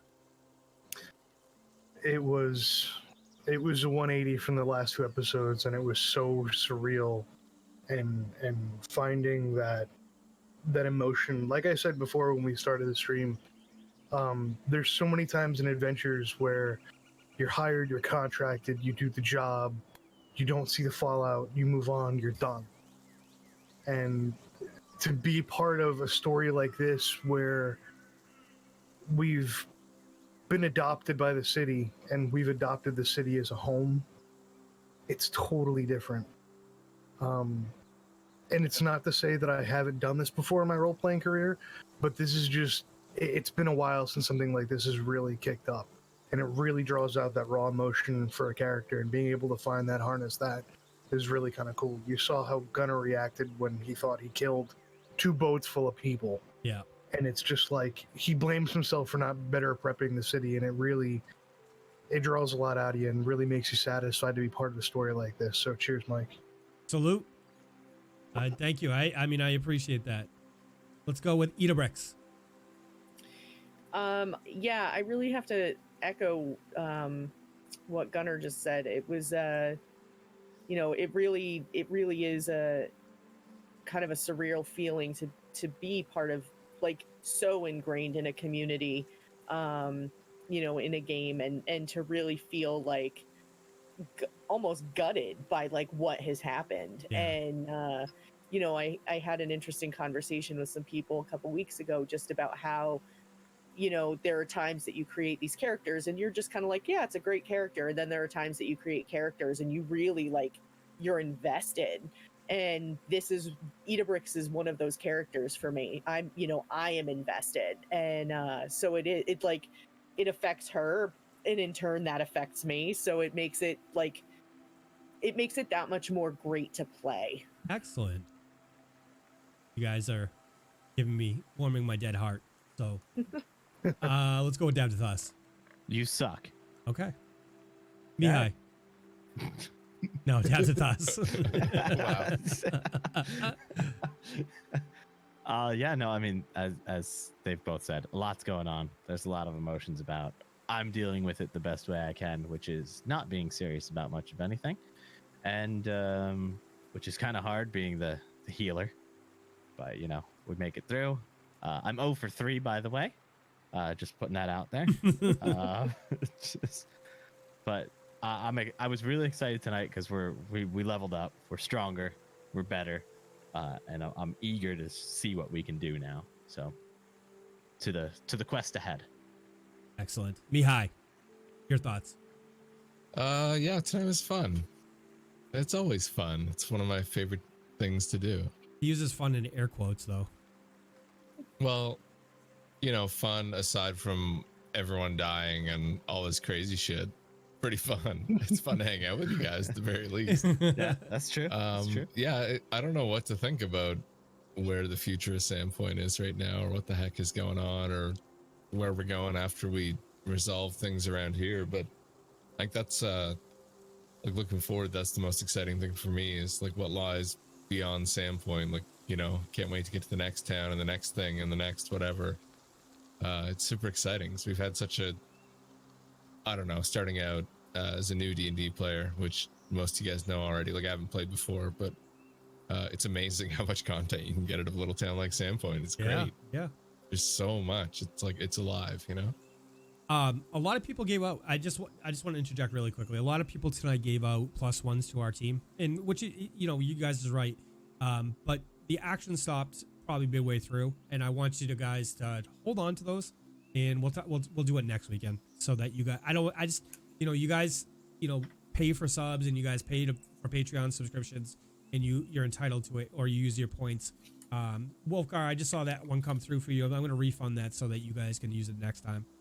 I just don't want you guys to feel like you're cheated out of your well-earned pluses for the team. So, and believe me, we want to use them.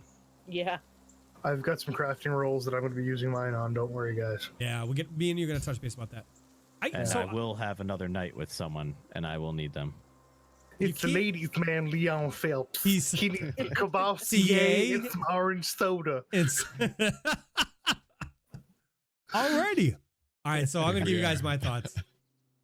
So I wrote this, like a little bit of the story this week about the, I knew it was going to be emotional, the Idabrix on the boat with talking to the person she talked to out there.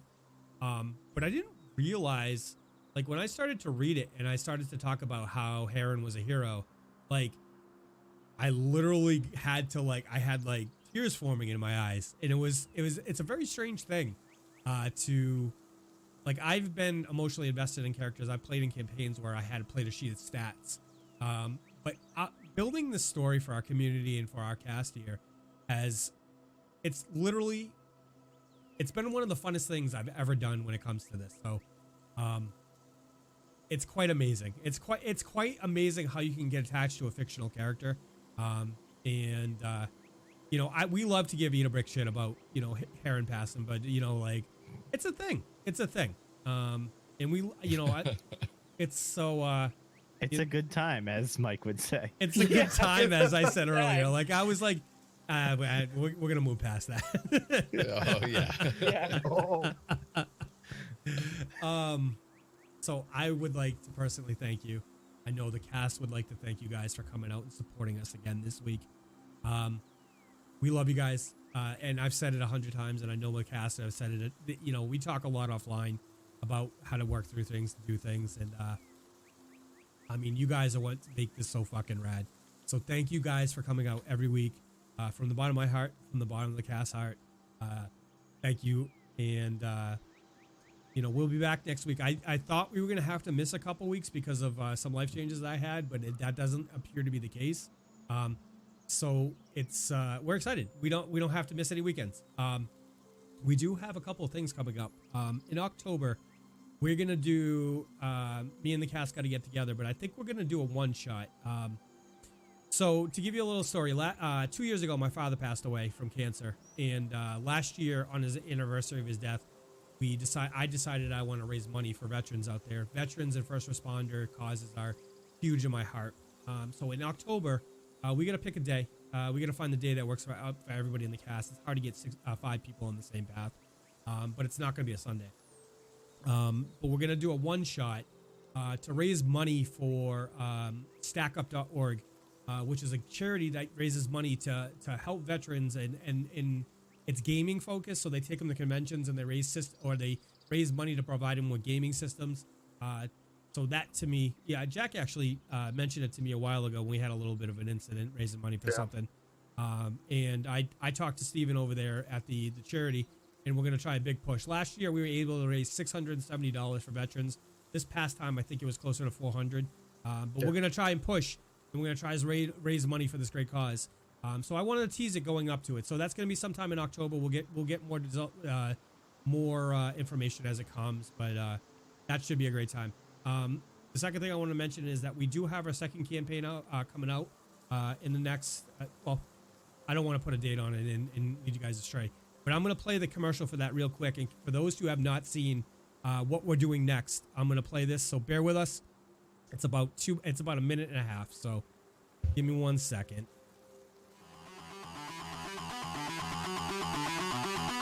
Boston remains a beacon of hope in an otherwise barren landscape of humanity. Crime, poverty, and a new world predicated on self-survival has taken over. A world governed by politicians in the pocket of mega-corporations, perpetuated by the justice system, and overseen by an all-seeing eye of the public surveillance system. Join our all-star cast of unlikely players as they navigate this treacherous landscape, illuminated by the neon glow of the new era. How I Nerd and the Tabletop Tavern are pleased to announce our newest tabletop RPG adventure, Neural Nexus Zero, a D20 modern campaign.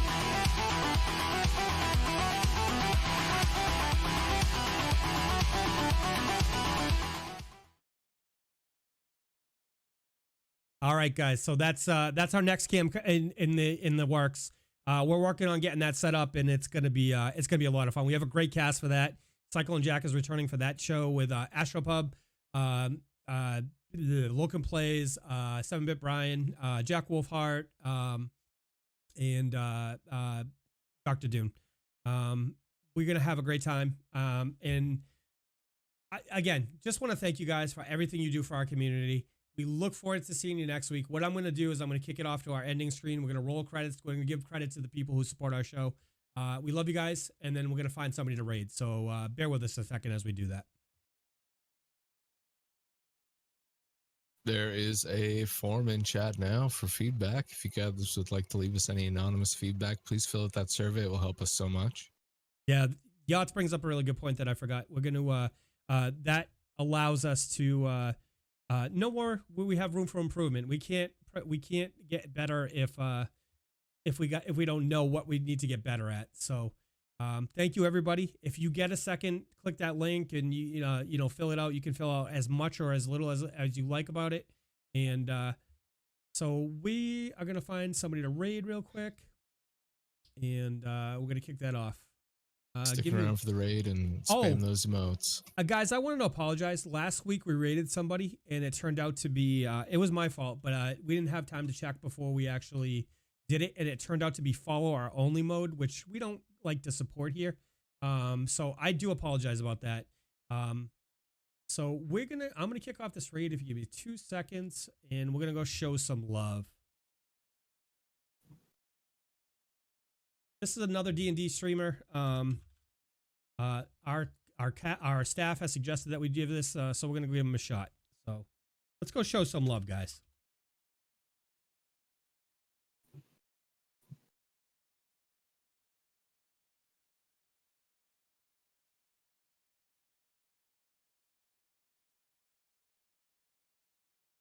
When you guys get over there, let them know where you're coming from. We'll see you next Sunday on the Tabletop Tavern. Love you guys.